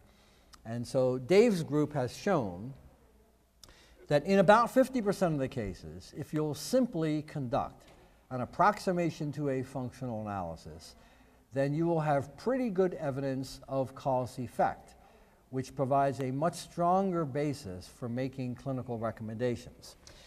Now, the graph on this slide shows a typical brief functional analysis. There are 4 conditions. Each data point represents a 5-minute session. And so what we have is the alone condition, the attention condition, the play condition, and the demand condition. What you're looking to see is something like this: an outlying data point showing that problem behavior is higher in one condition than the others. So this is reasonably good evidence that problem behavior is maintained by escape from task demands. Now, there's another way to abbreviate assessment, and that is to not conduct every test condition. And so the general example that I showed contained 3 test conditions and a control. What happens if you have reasonably good evidence, or if you have a strong suspicion that behavior is maintained by X, as in attention maintained or perhaps escape maintained. Well, based on that strong suspicion, perhaps you don't need to conduct every test, but you just need to verify what you already suspect. And so what you can simply do is to conduct a functional analysis that consists of two conditions, one test and one control. And we call that a single function test. And here are some examples of them. This first graph shows results of a functional analysis in which the individual was exposed to the attention condition, the test, and the control condition, the play. As you can see, there's a much higher rate of problem behavior in the attention condition. Now, we don't know if this behavior also might be an escape maintained behavior, that is, it's multiply controlled, but we do know enough to say that this behavior is maintained by attention.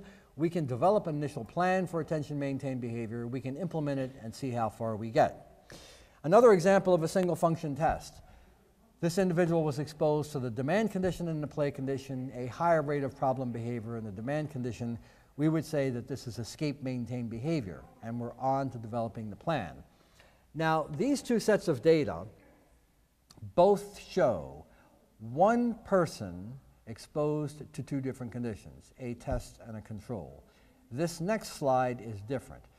It shows two sets of data, but the two sets of data represent two different people exposed to only one condition, and that is the alone condition. So the black data points represent client number one, the red data points represent client number two. Client number one's problem behavior maintains when nothing is going on. Now, in a way, this violates the requirements of an experimental analysis. There is no control, there is only a test.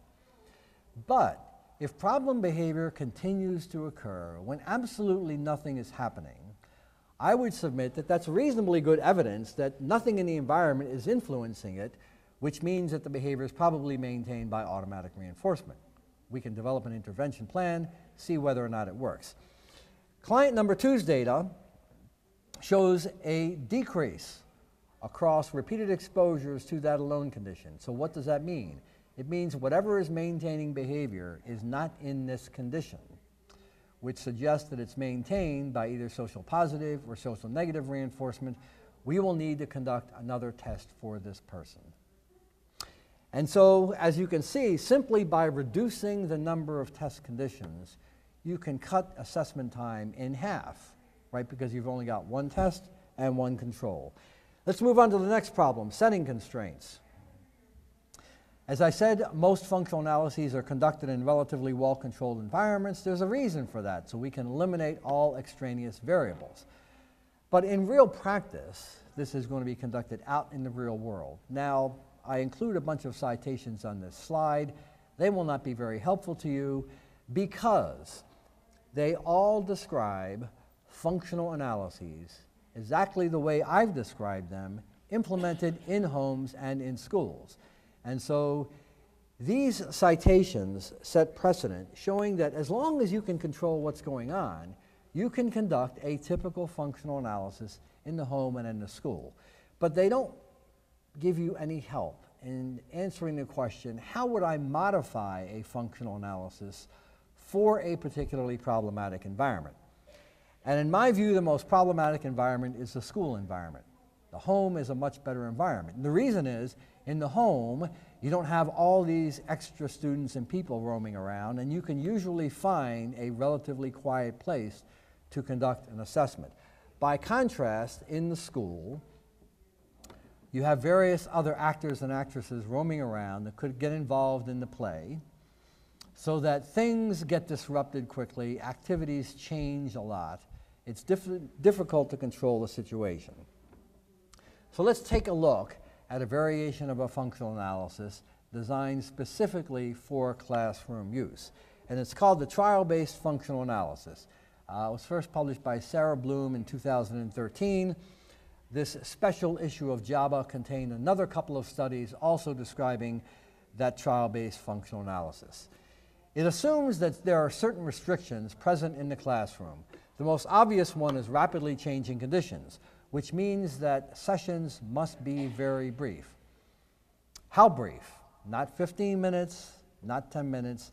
The briefest sessions on record were the Dave Wacker 5-minute session. So we start by saying the limit is 5 minutes. Next, an assessment typically involves a comparison between a test and a control. Well, if the environment is very well controlled, we can conduct a test condition, let's say at 9 o'clock, like the attention condition, and we can compare its results to those of a control condition, let's say the play condition, at 10 o'clock. And although we've got the time difference, 9 and 10, it really doesn't matter because everything in that environment has changed. We probably can't make the same assumptions about a classroom. So if we conduct one condition at 9 o'clock, another condition at 10 o'clock, we have not only the differences between those two conditions, but all sorts of other things that have changed between the time of 9 and 10.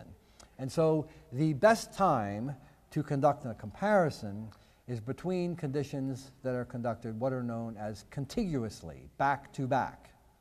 So we have the test and the control run back to back, which then raises the question of which order should we conduct them in. And the answer is the control goes first. There's a very practical reason for that. In which condition are we more likely to see problem behavior, the test or the control? Well, the test condition. What happens if we run the test condition and we have problem behavior? Well, how long is that problem behavior going to last? I mean, that could occupy the next 15 to 20 minutes, so you can't run a control. So you run the control first because you can probably get through that very easily and not see problem behavior, and then you run the test. Now finally, because all sorts of things are going on in the classroom, it's possible to capitalize on ongoing activities and to embed these trials right into ongoing activities. That is, demand trials, attention trials, and so on, as I'll explain to you in a minute. Now, in the original study, published by Sarah Bloom, recall that the limit was 5-minute limit. Well, now you're dividing it in half because you've got a control part and a test part. So each component, that is each pair of the trial, lasted for 2 minutes. The 2-minute control followed by the 2-minute test. Now, in actual practice, we would recommend that you change that duration slightly. And that is you run a 1-minute control followed by a 4-minute test. And the reason is that the only reason you're running the control is to serve as a comparison. You're probably not going to see problem behavior anyway, so you don't really need to run that long. And that gives you a longer period of time to run the test component of the trial. What do these trials look like? How about the attention trials? During the control part, you do not want to see attention maintain problem behavior. So how do you minimize the likelihood of attention maintain behavior? The answer is you just give a lot of attention for free. And so we begin with the control part. The teacher stands next to the student and simply engages in friendly conversation. No demands are being presented whatsoever because then it becomes a different kind of a trial. And we simply record, did problem behavior occur, yes or no? After the 1-minute or 2-minute period, you abruptly switch to the test part of the trial. The teacher stays near, turns away, does not deliver any attention unless problem behavior occurs. And again, the question is simply, does problem behavior happen, yes or no? And you run a series of those trials across a number of days. Remember, because in the classroom, time is not the problem, it's the setting. So you simply embed these trials into ongoing activities over a course of days, and you simply see what sort of results you get. We then have the demand trials. In the control component, you do not want to see escape maintain behavior. How do you minimize escape behavior? You observe the student when no work is being presented. And you simply watch the student, no demands are being presented, does problem behavior occur, yes or no? You then transition to a work requirement. You begin presenting a demanding task, and again record, does problem behavior happen, yes or no? And the alone trial simply consists of 2 back-to-back tests, a prolonged period during which nothing is available, no activities are nearby, no attention is delivered for anything. Now, there's a data sheet in the handout somewhere illustrating how to conduct a trial-based functional analysis. Let's take a look at some data. And these data were taken from a study comparing the effects of the trial-based functional analysis on the one hand and the more typical functional analysis on the other. This was an evaluation of the trial-based functional analysis. We didn't know whether it would yield useful data, and so we conduct the trial-based functional analysis, then we compare the typical functional analysis as the standard and see what kind of correspondence we got. So over on the left, we have the trial-based functional analysis data. Now, there are no sessions, so there are no data points. Just remember, a whole bunch of trials have been conducted, and so we construct a bar graph showing the percentage of trials of a given type during which problem behavior occurs. And the open part of the bar represents the control segment. The closed part of the bar, or the hatched part of the bar, represents the test segment. And what you'll see is that this person does engage in a little bit of problem behavior during the attention trials. Here's the control and here's the test. But the most significant result is this one right there. Prior to the presentation of demands, you don't see a lot of problem behavior. When demands are initiated, you see lots of problem behavior. And over on the right, we see the results of the more typical functional analysis. This functional analysis actually was completed rather quickly, and the data showing rates of problem behavior indicate the highest rate of problem behavior during the demand conditions. So we would say these results show correspondence between the trial-based and more typical functional analysis. So the trial-based functional analysis seems to be a viable option for classrooms or any environments where you can't run extended duration sessions or where the environment is changing rather quickly. And more recent studies have shown that intervention plans developed on the basis of outcomes from these trial-based functional analyses have been effective, and the procedures have been extended to other sorts of environments, such as natural homes, group homes, and things like that. Now let's move on to high-risk behavior. We have a situation in which an individual engages in a fairly dangerous behavior, and we really can't allow a lot of it to occur.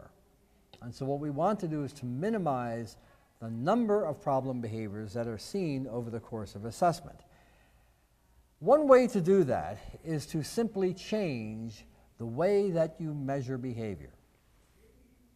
When we look at the effects of environment on behavior, we expose the individual to some environment and then we see whether behavior changes. Well, how does behavior change? We typically measure it in terms of frequency, rate, or duration.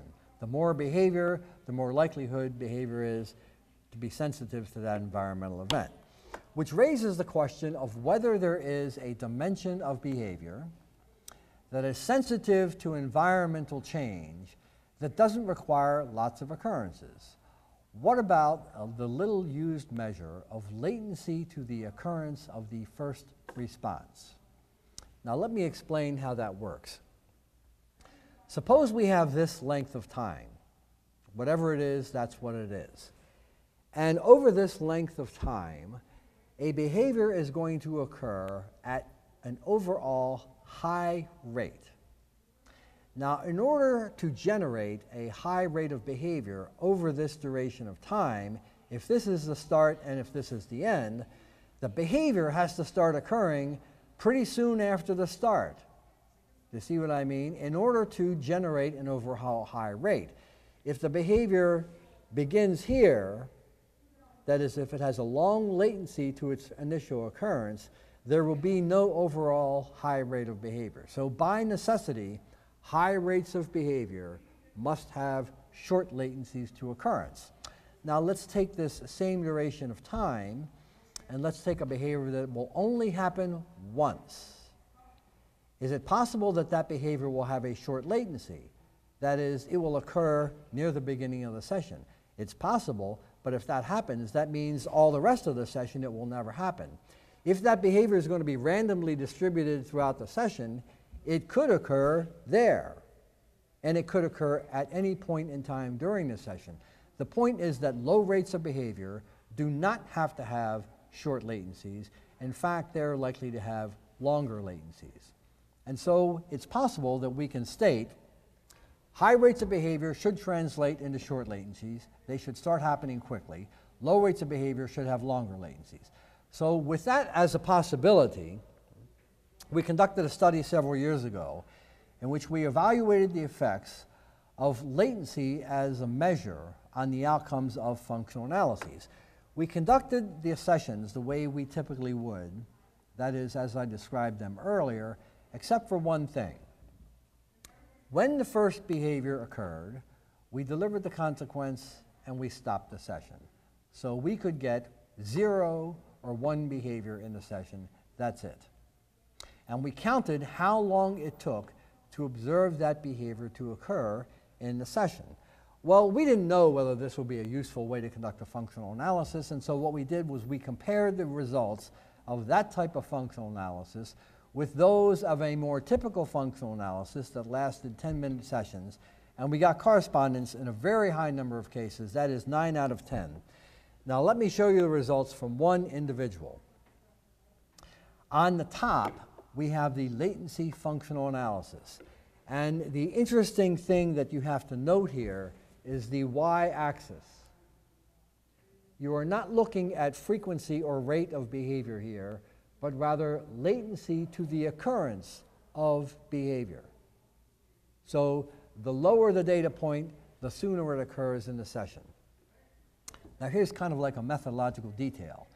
If the measure is latency, and if the behavior never occurs in the session, then there is no latency. You can't graph any data points. So we have to have a way to show that a session was actually conducted, even though no behavior occurred. And the way we did that was to place a data point at the maximum value, and that was 5 minutes or 300 seconds, just to indicate that a session happened but no responding occurred. So let's take a look at the green data points. They represent the play condition. And as you can see, every green data point is at the maximum value. What that means is no behavior occurred. The red data points represent the demand condition. During 3 of the sessions, problem behavior, in this case it was aggression, never occurred. It only was observed during 1 session, here. And that happened, it's hard to read from here, that happened about 110 seconds into the session. Now the only sessions during which behavior reliably occurs were those shown in the blue data points representing the attention condition. And during the first attention session, problem behavior occurred about 120 seconds into the session. Thereafter, it's occurring during the first 15 to 30 seconds. And so here we see short latencies to the occurrence of problem behavior in the attention condition. Now, the bottom graph shows the comparison, and that is the more typical functional analysis conducted in 10-minute sessions. And as you can see, there are higher rates of aggression during the attention condition. And so we would say these 2 sets of data show correspondence on the function of social positive reinforcement. Now recall that these data points show response rates. It's the mean number of responses per minute across all the minutes of the session. So it's difficult to estimate exactly how much behavior occurred because you have to do several steps of multiplication. But we have all the raw data. So I can tell you that during all of these sessions, 108 aggressive responses occurred. So that's 108 aggressive responses. The graph on the top is easy to see how many responses occurred. You only look at the data points that don't land at 300 seconds, and each data point represents how many behaviors. 1, because the session was stopped. So here we have 1, 2, 3, 4, 5 aggressive responses here, 108 aggressive responses there. There's a big, big difference between the amount of aggressive behavior. So this study has been replicated a number of times. We're getting fairly confident in response latency as a sensitive measure to environmental influence. And it suggests that you can conduct a functional analysis of severe problem behavior and drastically limit the number of problem behaviors that are observed simply by changing the measure. Now, there's one other approach to dealing with high-risk behavior. And it seems sort of strange at first, but it involves conducting a functional analysis of a different behavior. And I need to introduce a notion here that is basically called precursor behavior, and another notion that's called a response class. Let's begin with precursor behavior. Precursor behavior is simply behavior that is different than the target behavior of interest, but it precedes or tends to precede the occurrence of the problem behavior. All right, so we have response 1, and given the occurrence of response 1, response 2 is more likely to happen. Now, there are lots of examples of precursor behavior in the environment, but there's a particular type of precursor behavior that we are interested in here, and that is precursor and target behavior that comprise what is known as a response class. Now, a response class consists of X many behaviors, 2 or more, as many as perhaps 5 or 6.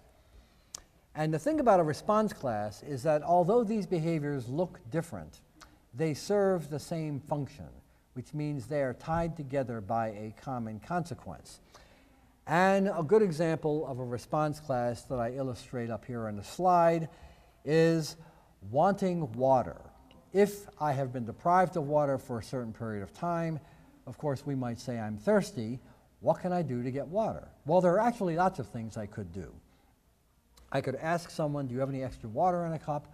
I could sign for water, I could hold up an empty glass, or I could just walk out the door and start looking for water.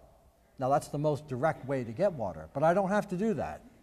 If I ask for water and I get water, then you are not likely to see me walking out the door looking for it. But if I ask for water and don't get it, then you're more likely to see me walking out the door looking for it. Well, what does this have to do with problem behavior? Some problem behaviors are preceded by other behaviors. And if the other behavior, that is the precursor behavior, is less severe than the target behavior, but reliably precedes it, then what we might do is a functional analysis of that precursor behavior. And if we deliver the consequence for the precursor behavior, we're less likely to see the target behavior. Why? Because the person didn't have to engage in the target behavior to get the reinforcer. And an example I show on the slide is aggression. So the teacher is attempting to get the student to work. The student finds that work aversive.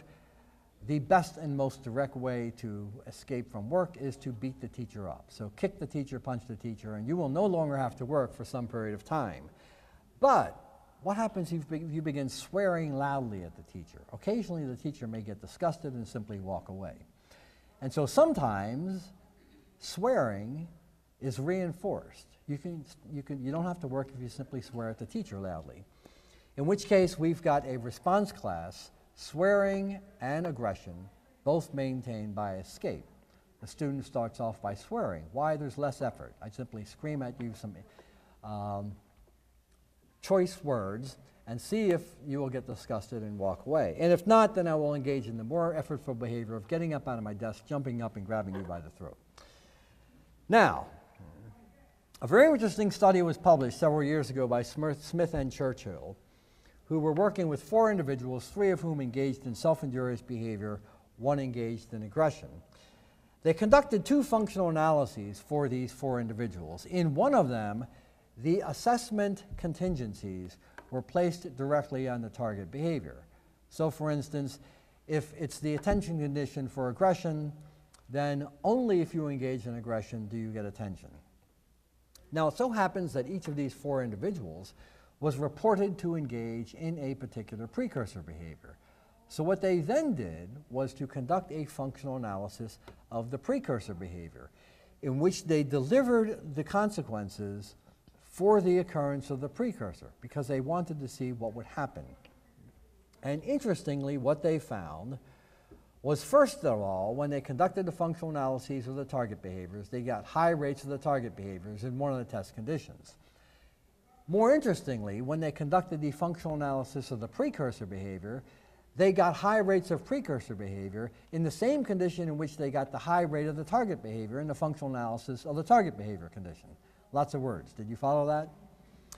Even more interestingly, they found that when they conducted the functional analysis of the precursor behaviors, they got low rates of the target behaviors, which makes perfect sense if you're dealing with a response class, right? The individual engages in response 1, they get the attention, they don't have to engage in response 2. So, if you can identify a precursor to problem behavior, and if that precursor and the target behavior are members of the same class and the target behavior is much more severe, you isolate the precursor, you conduct a functional analysis of it, you use those results to infer the function of the target behavior, and you develop the plan for the target based on the function of the precursor. Now, there's one point missing, and that is, how do you identify these precursor behaviors? Well, the response class of swearing and aggression is fairly straightforward, all right? Or, let's say, balling my hand in a fist followed by aggression. That's fairly straightforward. But one thing we've observed is that some of these precursor behaviors are extremely subtle.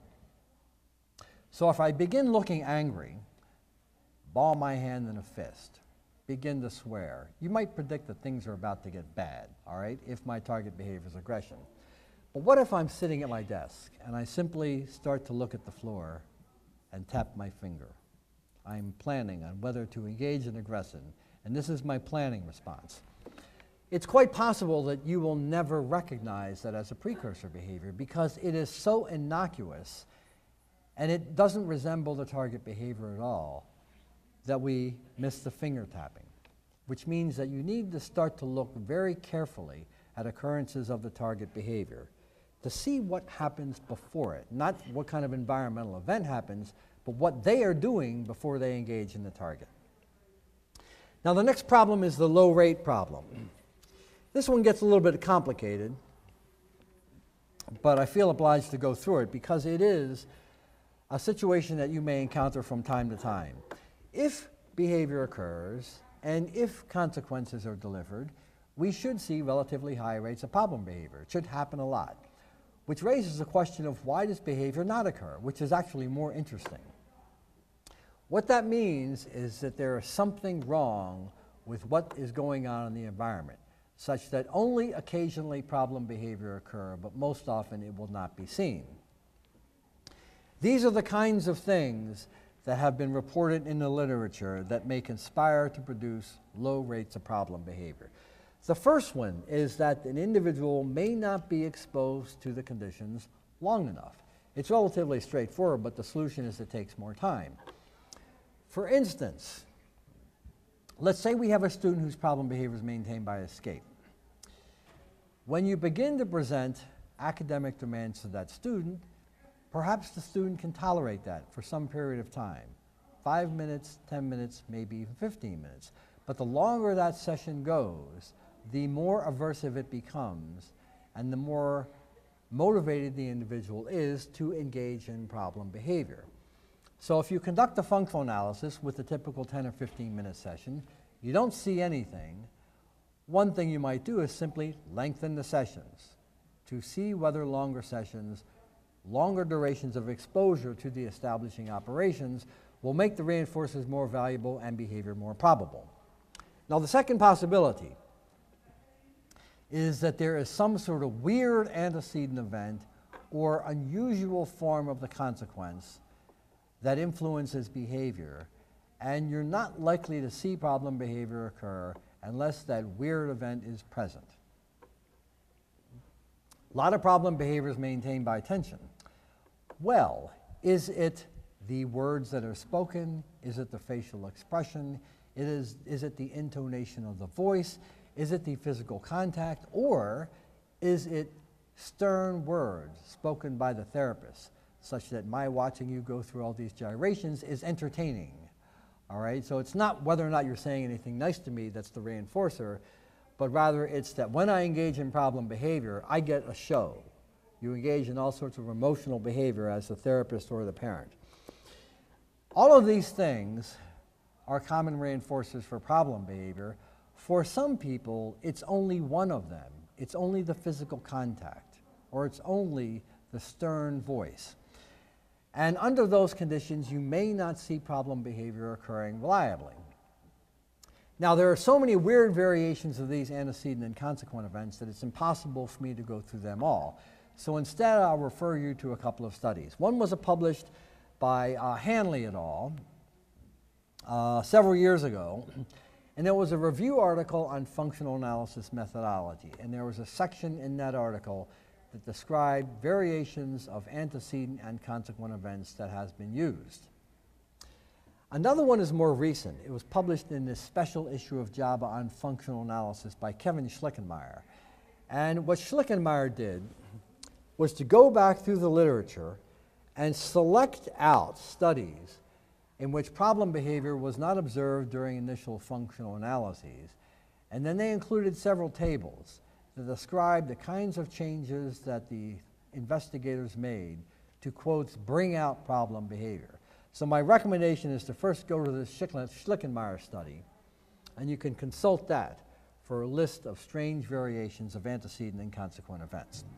The next one is a response class hierarchy, and it's related to the topic that I just presented, and that is precursor behavior and response classes. Occasionally, an individual will be referred for assessment not of one problem behavior, but let's say 2 or 3 or 4. Now, being concerned about the efficiency of assessment, one thing that some people do is to, instead of conduct functional analyses of each separate behavior, pile them all together, aggregate them, so we come up with one measure of problem behavior, which includes any instance of these 3 or 4 problem behaviors. We conduct a functional analysis, and if any instance of any of the problem behaviors occurs, we deliver the consequence, and we look at the results as total amount of problem behavior. That is an efficient approach to assessment, but sometimes that can produce problems. One of them is that if we are really concerned about the severe problem behavior, but aggregate in mild problem behavior with it, and if we are looking at a response class, and if any instance of any behavior produces consequences, we are likely to see the milder members of the class, right? Because they might serve as precursor behaviors, and we never see the target problem behavior. I mean, we may wonder why it's not occurring, and the reason is because you reinforce a milder member of the class. So if it's important to document the function of the severe problem behavior, you want to isolate it and not combine it with any others. Now, the next one involves combined antecedent events, combined establishing operations. And it goes something like this. The prototypical study was published on it by Bud Mace a number of years ago. In the typical test condition for social positive reinforcement, that is the attention condition, the antecedent event is the unavailability of attention. Excuse me. We assume that if the student or client is deprived of the adult's attention, it will make that attention valuable, and the student will be motivated to engage in problem behavior to get it. And in many cases, in the great majority of cases, that's true. Occasionally, however, you will find this situation. I'm the student. She's the teacher. If she's ignoring me, I am deprived of attention. That's not so great, but it's tolerable as long as everybody else is deprived of attention. However, if I am deprived of attention, and if she is delivering attention to somebody else, that will then make the attention more valuable, and I'm more inclined to engage in problem behavior to get the attention away from the classmate and now diverted to me. All right? We call that a combined establishing operation because it's 2 antecedent events in concert, and problem behavior only occurs when you see that combination. So 1, I'm being deprived, and 2, somebody else is getting attention. Now, if I'm being deprived and everybody's being deprived, then only one of them is the effect. You don't see problem behavior. If other people are getting attention and I'm getting attention, you don't see problem behavior. But I'm deprived, other people are getting it, that's the combination.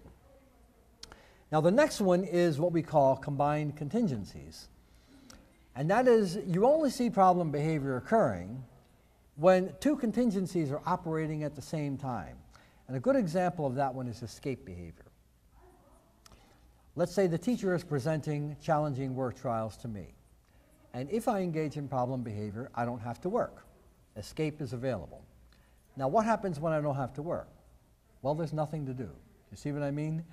And so if the alternative is to work versus not work, then sometimes the work will be so demanding that nothing is better. But most of the time, the alternative is nothing, so I'll go ahead and work. What happens if, when I engage in problem behavior, I don't have to work? Negative reinforcement.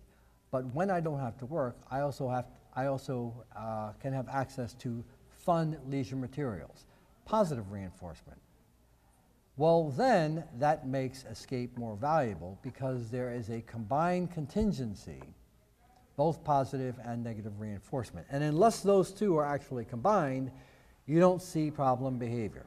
And the final one is covert behavior, and that is behavior that typically occurs only when someone is not around observing. Now, ordinarily, we might suspect that that behavior is maintained by automatic reinforcement, but not necessarily all the time. Now, I could go through these in greater detail, all right, and unfortunately I can't. I only present them because occasionally you will encounter this situation, and when you do, pull out this slide, go back to these studies, and you can find some suggestions on what to do if low rates of problem behavior are observed. Now, the last one is, I have a mess. A study was published again in this special issue of JAVA by Louis Hagopian. And Hagopian et al., they work at the Kennedy Institute in Baltimore, took a look at 82 cases in which their functional analyses initially were a mess. And they posed the question, what did we do to fix these things? And so they basically described in a series of tables and paragraphs the kinds of things they did second that helped to clarify their initial unclear results.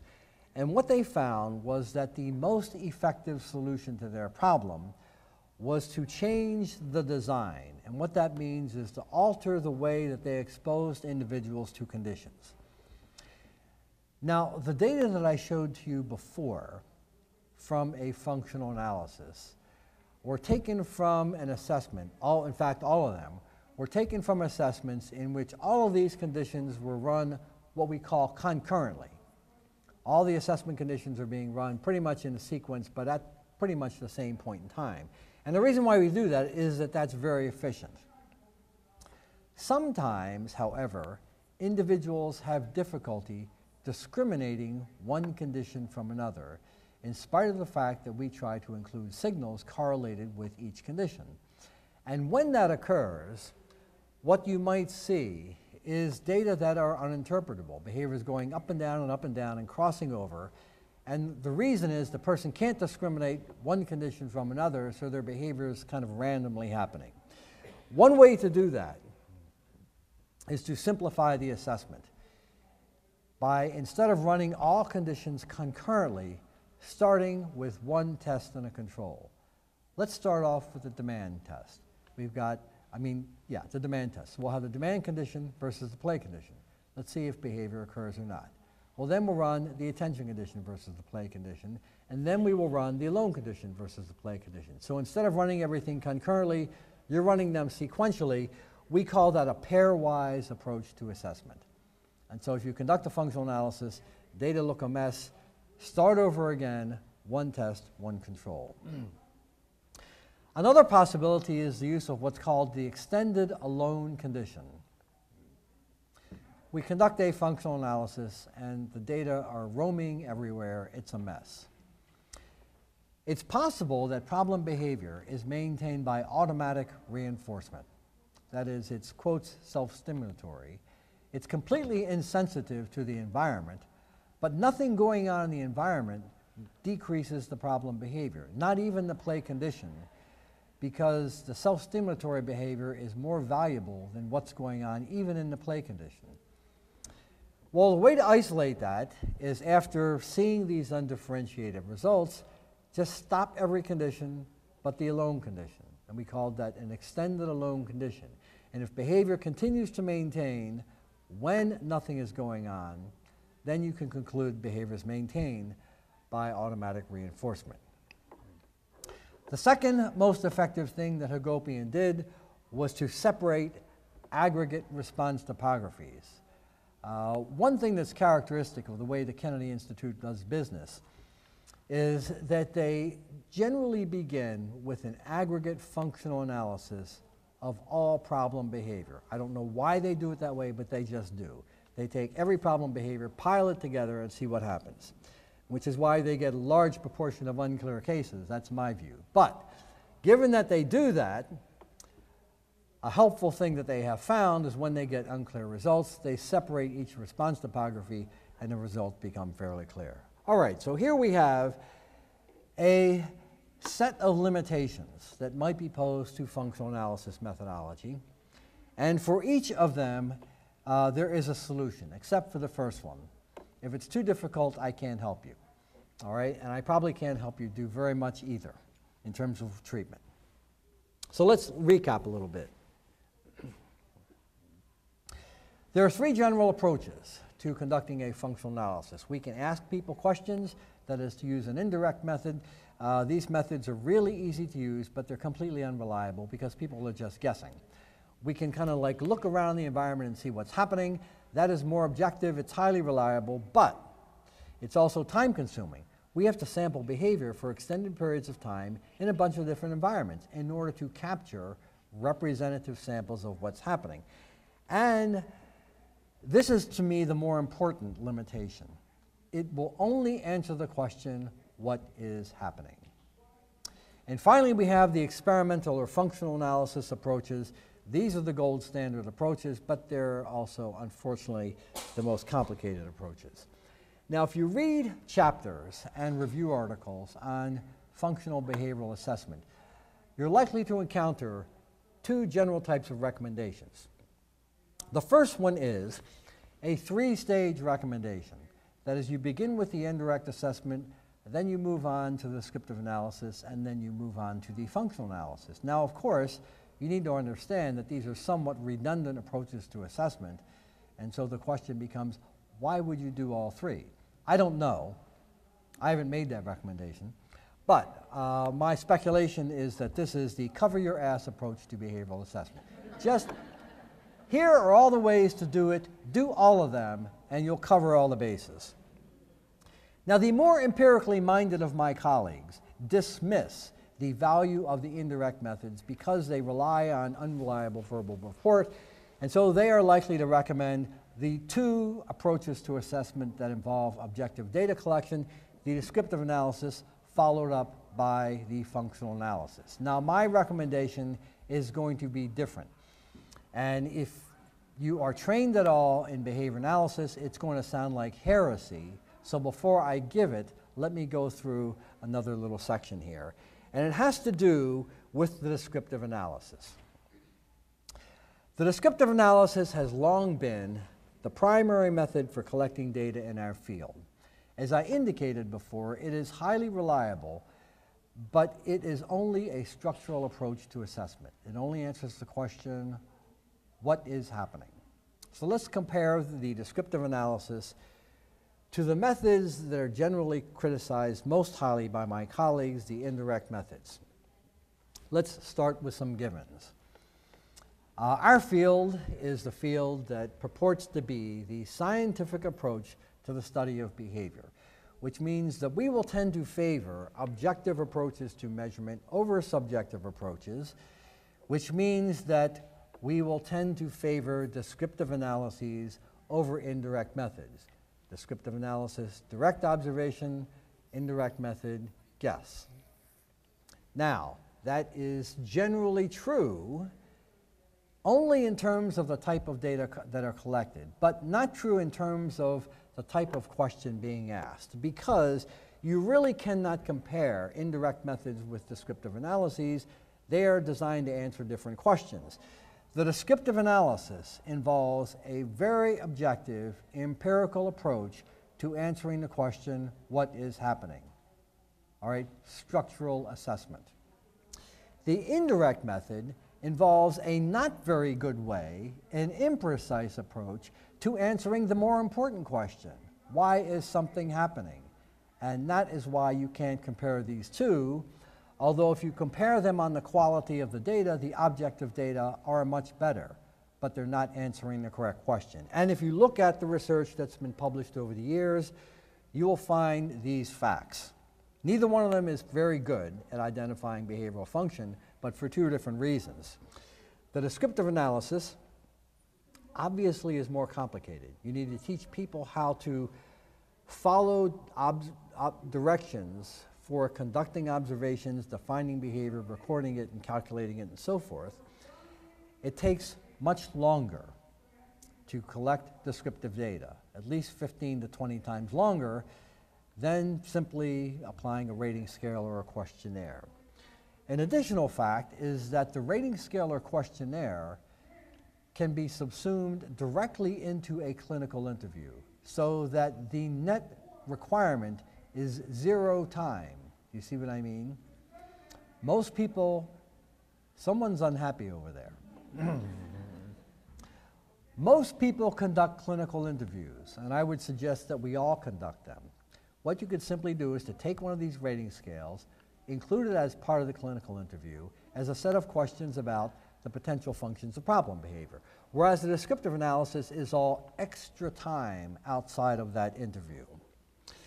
The descriptive analysis poses at least some risk, because in order to identify the antecedents that precede behavior and the consequences that follow it, you have to see some behavior, whereas with the indirect method, there's no risk whatsoever. The person doesn't even have to be there.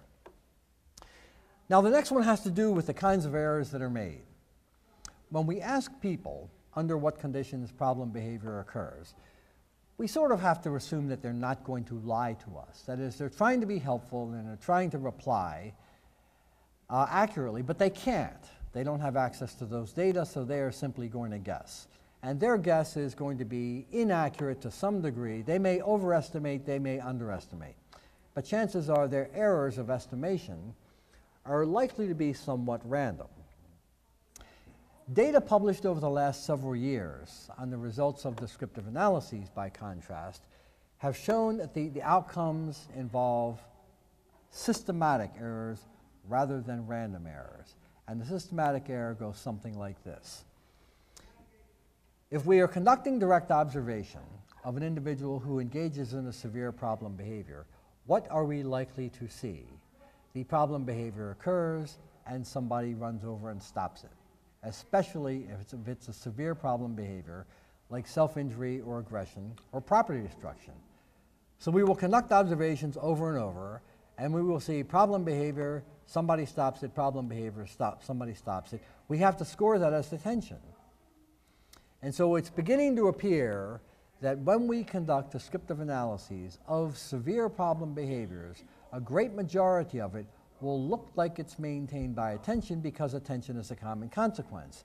Is that attention the reinforcer of the problem behavior? We have absolutely no idea. It's something that was prescribed, but it's not necessarily something that's causing that behavior to increase. And so given all this evidence, and a choice between these two approaches to assessment, my question is, which one of them would you use? Well, my choice is clear. And so here's my recommendation. You begin with a clinical interview, which is what you're typically going to do. You include one of these rating scales, and it doesn't really matter which one, the MAS, the QABF, or the FAST, they're all unreliable. So you can simply take your pick, okay? But these questionnaires or rating scales allow you to get some information, even though it's not highly accurate, about the conditions under which behavior occurs, reported by someone who supposedly spends a lot of time with the person who engages in the problem behavior. Now, what you can do is ask 2 or 3 people to fill out these forms, and you might get some sort of concordance, all right, about the conditions under which behavior occurs. And that may be totally unhelpful, But if your replies are consistent, suggesting that behavior has one particular function, then that might be useful in streamlining the functional analysis. You might say, oh, people are pretty much reliably saying this behavior is escape maintain behavior. Let's simply start with that as a functional analysis. Next, step number 2. You will not conduct a full-blown descriptive analysis, but you'll just spend a little bit of time observing the individual. Why will you do that? Well, you want to find out, do they follow instructions? Are they left-handed or right-handed? Some simple things that you need to do to conduct a functional analysis. You simply do that and go right to the functional analysis. And I hope that I've given you enough variations this morning so it really doesn't matter what your problem is. You'll be able to figure out a variation that suits your needs. Now, my rationale for this particular recommendation is stated on the slide. I believe that most educators and clinicians could do number 1 pretty well, right? I mean, let's face it. Can you give the questionnaire to the person and score the answers? But I believe, and I don't mean to be accusatory, I believe that when you look at a descriptive analysis that's not published as research, or a functional analysis that's not published as research, these things are not going to remotely resemble what you see in our journals. They are going to be, if anything, relatively crude approximations to a descriptive or a functional analysis. And they may be as short as something that gets done in the next 60 or 90 minutes. Which then raises the question. You have the next 30, 60, 90 minutes. That's it for your assessment. How are you going to spend that time? Is it better spent hanging out and watching what happens? You will be able to see whatever occurs. There's a large probability, however, that whatever you're seeing is going to be difficult to interpret. Or you can spend that 30 minutes, instead of just sitting back and watching life unfold, exposing the individual to approximations to these conditions. So you enter the classroom, instead of just taking out your notebook and taking notes, you go, okay, teacher, tell you what, here's the deal. What's the most difficult subject for the student? Do that for 10 minutes. Let's see what happens. Now, let's get rid of the work. What I want you to do is to start paying attention to all the other kids and ignore this kid. Let's see what happens. And so what you can do is to approximate the conditions of a functional analysis over a relatively brief period of time. And I pretty much guarantee that you will get much better information about function by conducting a structured quasi-functional analysis than you will by taking the best direct observational data. Now, in the time that remains, there's only 20 minutes of it, I feel compelled to sort of make the connection between assessment and treatment, because it's one thing to say this functional analysis stuff is nice, but then the next question is, why am I going to go through all this effort anyway? Yes, here's a question. Sometimes I go to an observation, and the teacher says to me, do you want me to set them off? Yes. Yes, I want Yes, exactly. Exactly. So I can think that's really it, and they already have a good hypothesis of what the function is. Exactly. We reverse that condition, and it goes away, then Exactly. So what she's saying is that she goes on an observation, and the teacher might ask, do you want to see what sets him off? Should I do that? And the answer is, exactly, I want to do that. And then, of course, you should ask the teacher, now, show me what you do to get the problem behavior to go away, and let's see what the teacher does. And so you will actually be recreating the functional analysis conditions. Okay, implications for intervention. Many people out there work with clients who have severe problem behaviors. You try to keep up with the literature, and it's hopelessly impossible. All right? I don't know how many interventions are out there. I would say 3 or 4 dozen from which you can select at any point in time. And that's not the only bad news, because the next time an issue of a journal is published, there's 2 more that you didn't know about that you now have to look up. Well, although that's bad news, it's, I think, fictional, because there aren't that many ways to change behavior. There are many labels for procedures, but what we find is that investigators are using new terms to describe the same old thing, primarily for reasons of publication priority. And that is, if you want to get an article published, you need to show that you've done something novel. I mean, that's the way that science moves forward. And back in the old days, let's say the first published study on differential reinforcement of other behavior, DRO, that was really novel, right? We deliver a reinforcer for not engaging in the behavior and the person stops. That's pretty unusual. Now, of course, the first publication, let's say, was with one subject engaging in one behavior. Well, how generalizable is that effect? We need numerous replications. Now we need clients with different kinds of behavioral characteristics or different diagnoses. Now we need different problem behaviors. So we need hundreds of replications of that DRO. But when the 300th author comes along and runs a DRO study and submits it for publication, the editor is likely to say, hey, we know everything there is to know about DRO. Sorry, that's not going to get published. Well, what is this person going to do? They've got this data, all right?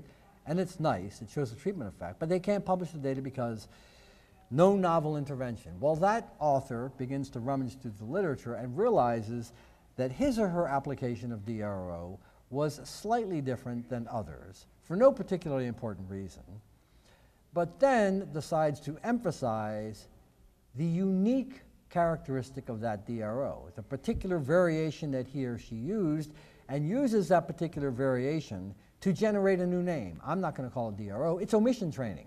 So I'm now going to submit this article, a clinical study on omission training. What is omission training? Well, read about it. It's a unique procedure. And of course, that gets published, and now we have to get replications of that one. So what happens over the years is that we have more and more studies published on more and more procedural names that basically are the same thing warmed over again and again. I would submit that if you ask, how can I reduce this behavior using reinforcement, there are three fundamental ways to do it. And every, quote, non-aversive or reinforcement-based approach to behavior reduction must contain one of these three. Sometimes they contain more, but often they're renamed, so it's very difficult to figure out what's there. And those are these three. Let's begin before the behavior occurs. Recall that all behavior occurs in some ongoing context. That context is going to contain an antecedent event that makes a reinforcer valuable. We call that the establishing operation. Well, once we know the function of problem behavior, we can then identify the establishing operation that makes that reinforcer valuable. If we get rid of that establishing operation, the reinforcer is less valuable and the person is less motivated to engage in the problem behavior. Relatively straightforward. If the person engages in attention-maintained behavior, the question is why? Because the person is not getting enough attention. We deliver more attention for free. Attention is less valuable, the person is less motivated to engage in attention behavior, it goes down. We call that non-contingent reinforcement. Now, let me use the same example for all three of these, just to illustrate the point. Let's consider your work behavior. Most of you go to work. Why do you go to work? Well, if I were to ask you, you might tell me that you have devoted your lives to this particular clientele, and that's nice, and I'm sure that has something to do with it. But if we were to do a functional analysis of your work behavior, or if you were to be honest, you would say that money has something to do with your going to work. Namely, a large aspect of your work repertoire is maintained by money. That's the main reinforcer. Once we know that, we know something about your economic antecedent conditions. You are somewhat deprived of money. If you had a limitless amount, you would not be going to work. Now, once we know the reinforcer for work, money, and we can make the prediction you are somewhat deprived, we can make another prediction. What would happen if you win the Pennsylvania State Lottery and now have $30 million in your bank account? How much longer are you going to go to work? Not much longer. Now, the interesting thing about it is that if you went to work, you would still get paid. We did not disturb the delivery of the consequence at all. It's just now no longer valuable. Okay, method number 2. We can terminate reinforcement for the behavior. We call that extinction. Using the work example. Why do you go to work? You go to work to get paid. What would happen if you never got paid again? You would stop going to work. Now you can immediately see how these two operations produce the same outcome. You don't go to work, but they did it in a very different way. With non-contingent reinforcement, reinforcement is still available, it's just no longer valuable. With extinction, reinforcement is still valuable, you're still broke, it's just no longer available for going to work. And of course, the third possibility is to put a different behavior in competition with the current behavior. For instance, if I were to say, we're moving to Pennsylvania, my whole operation, we're going to set up a state-of-the-art clinical consulting firm, we would like you to come work for us. You'll be doing different work, but we're sure you can master the skills, we'll train you, but more important than that, we will triple your salary if you come to work for me. Well, what have we done? We haven't done anything with strategy number one, okay? If you went to work, you would still get paid. We haven't done anything with strategy number two. You're still broke. But what we've now done is to perhaps make a different behavior more valuable, and to the extent you work for me, you're now no longer working at your own job. And so very simply, by considering the ways that operant contingencies influence behavior, we can intervene at 3 different points to make behavior less likely. And I would submit that all reinforcement-based approaches to behavior reduction must contain one of these. And the maximally effective intervention will contain all of them. Now, let's take this information and we'll plug this into outcomes of functional analyses. Because although these are 3 fundamental ways to reduce behavior with reinforcement, they don't tell you how to do it. They don't actually specify the procedures. Let's take the example of behavior maintained by social positive reinforcement. Its establishing operation is deprivation from attention. How do we eliminate deprivation from attention? We just deliver it for free. Attention is less valuable, the individual is less likely to engage in attention-maintained behavior. We then come in with the second component. We make attention unavailable for problem behavior. And so first I'm getting a lot of it for free, and then if I engage in problem behavior, it goes away. That makes problem behavior have no function whatsoever. It drops to 0. Now we have someone who's not engaging in problem behavior. We come in with strategy number 3. We find a more socially appropriate replacement behavior. We strengthen it and maintain it with attention. And so knowing that problem behavior is maintained by attention, excuse me, immediately allows us to identify procedures based on these 3 fundamental ways to reduce behavior with reinforcement. And so these 3 will become the components of the intervention plan. Now let's take a look at another function of problem behavior, social negative reinforcement. It's problem behavior maintained by escape, which means that the establishing operation is the presence of aversive stimulation. Using the antecedent intervention strategy, what we are trying to do is to make life less aversive for that person. How do we do it? There are a number of ways to go about it. The simplest way is to simply take away the work requirement. When aversive stimulation is no longer present, the person is not motivated to engage in escape-maintained behavior. And I would recommend that as the first thing you do for escape-maintained behavior. Take away the aversive event. Now, the result is nothing happens, the person is not doing any work, but your first responsibility is to reduce risk, and you've done it by that. You now have some time to take a closer look at that work, to try to figure out what makes it aversive.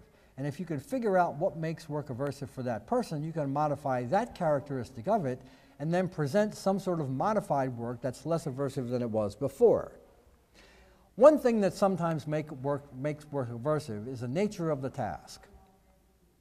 Difficult versus easy tasks, or more likely in the context of behavioral acquisition, maintenance tasks versus acquisition tasks. Things that the person already knows how to do may be less likely to produce problem behavior than things the person does not know how to do. And so you find that task difficulty or task novelty is a dimension of work that makes it aversive. You simply throw away all the acquisition tasks, replace them with all maintenance tasks, the person is now doing some work and not engaging in problem behavior. Is the person learning anything new? No, but they're not engaging in problem behavior and they're doing some work. Okay, and you can gradually, eventually change that, so you slowly introduce some novel work. Another thing that may make work aversive is the amount of time during which you have to work. If you only want me to work for 5 minutes, okay, I'll do that. But when it gets out to about 15 minutes, I'm going to engage in some escape behavior. Well, if session duration turns out to be the characteristic that makes work aversive, you simply take those 20-minute, those 15-minute work sessions and you just reduce those down to 2 or 3 minutes. Work for a couple minutes, you get a break. The person's not learning a whole lot, but they're doing some work and you're getting less problem behavior. Now you can combine changing the type of task or changing the duration of the session with another procedure that's listed up there, fading. Fading simply means gradual stimulus change. So we take out all the acquisition tasks, we substitute them with all maintenance tasks. So we used to have 20 acquisition tasks, we now have 20 maintenance tasks. We get less problem behavior. Eventually what I do is I take out one of those maintenance tasks and I substitute in one acquisition task. Then I take out another maintenance task, I substitute another acquisition task.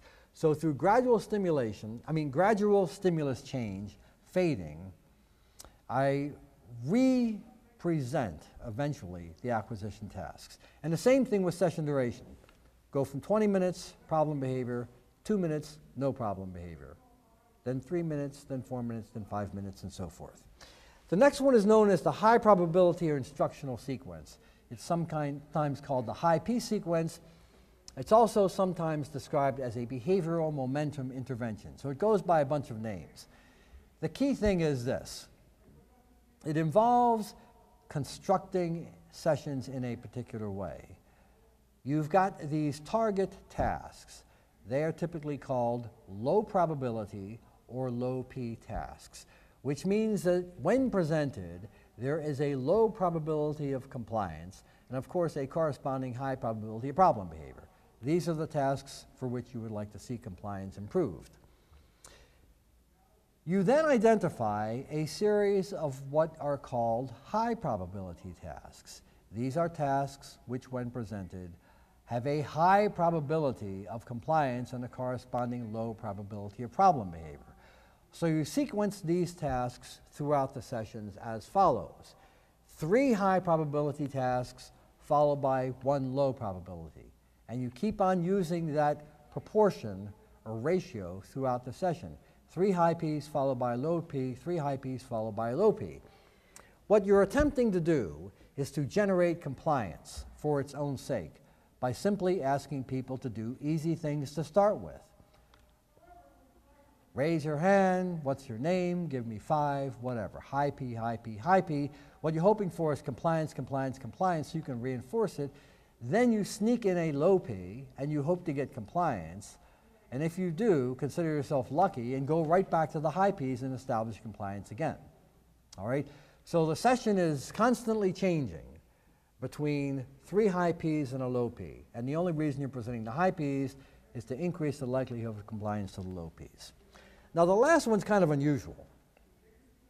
The function here is social negative reinforcement. It's escape behavior. And the key feature of the antecedent situation is the presence of aversive stimulation.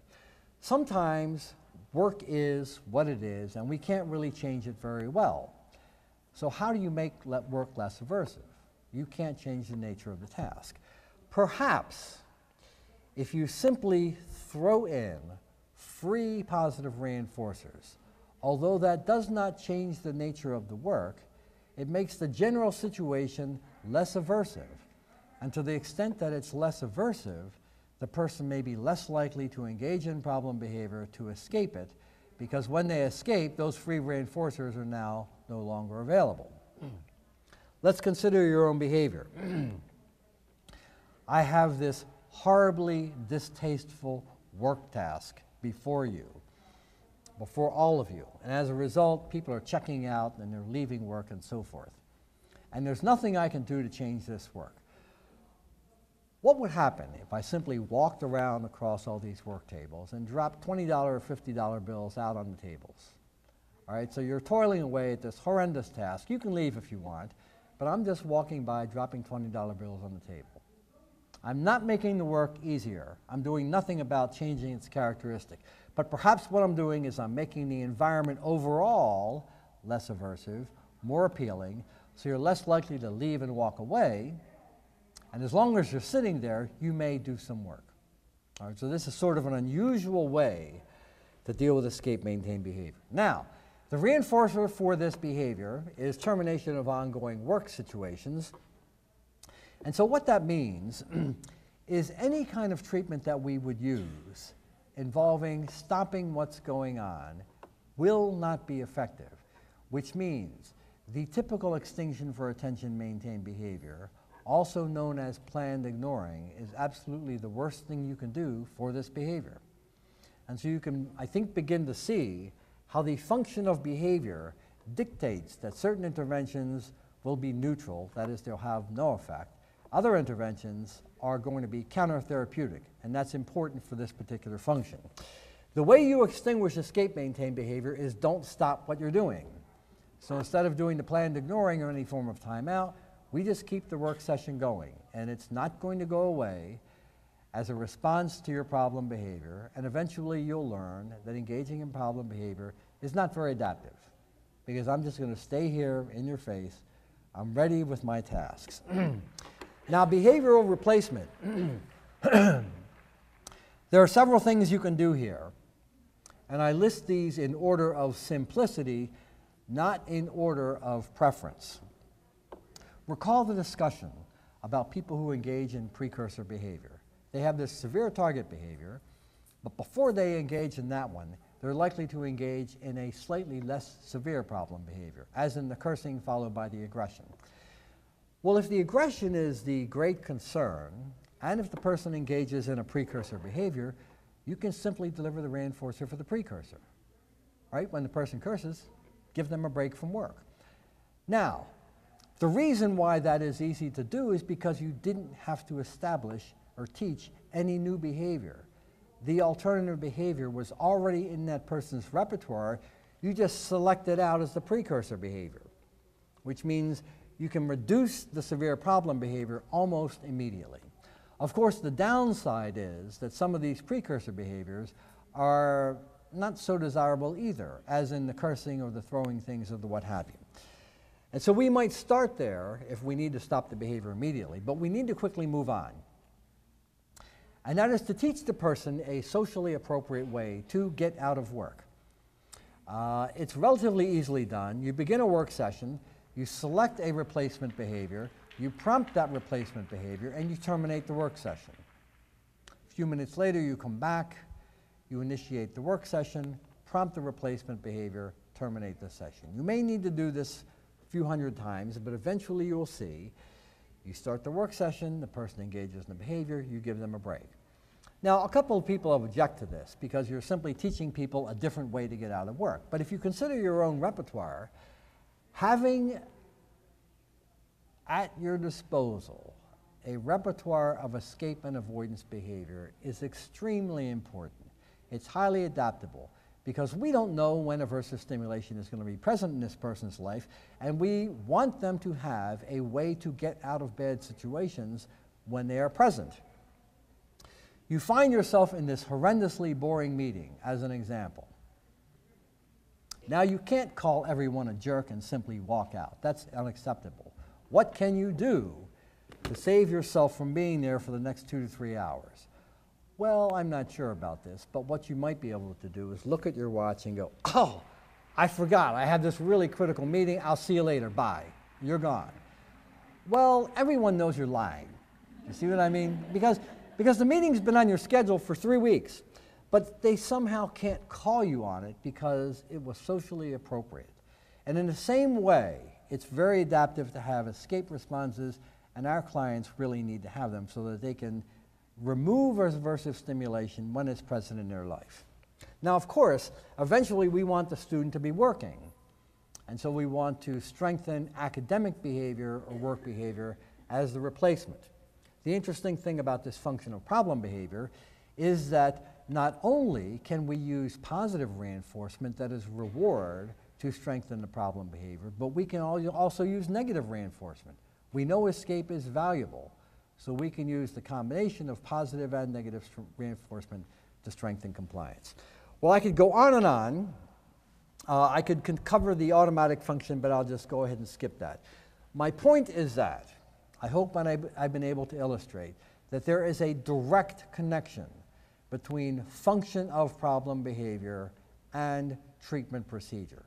Once you have information about function, how to construct intervention becomes not a very difficult task.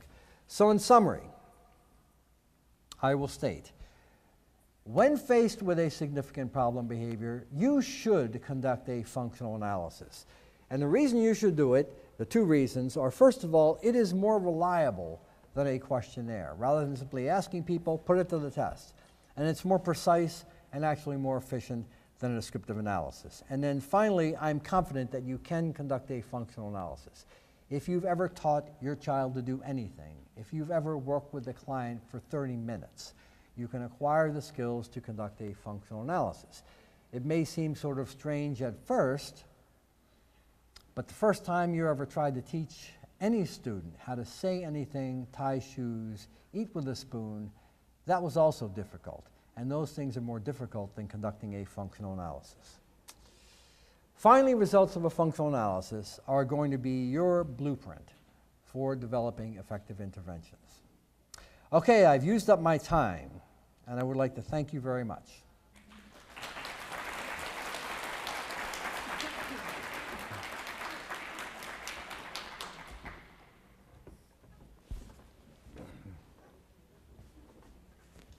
Thank you so much, Dr. Iwata.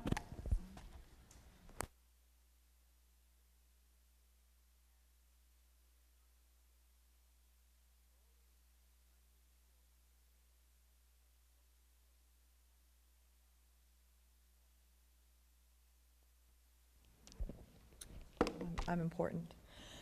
Please remember to complete the feedback on the app, if you would, please. And then also the code for your continuing education credits is C, like choice, H, hope, L, learning, 152. Once again, C, H, L, 152. Thanks so much. Have a great afternoon.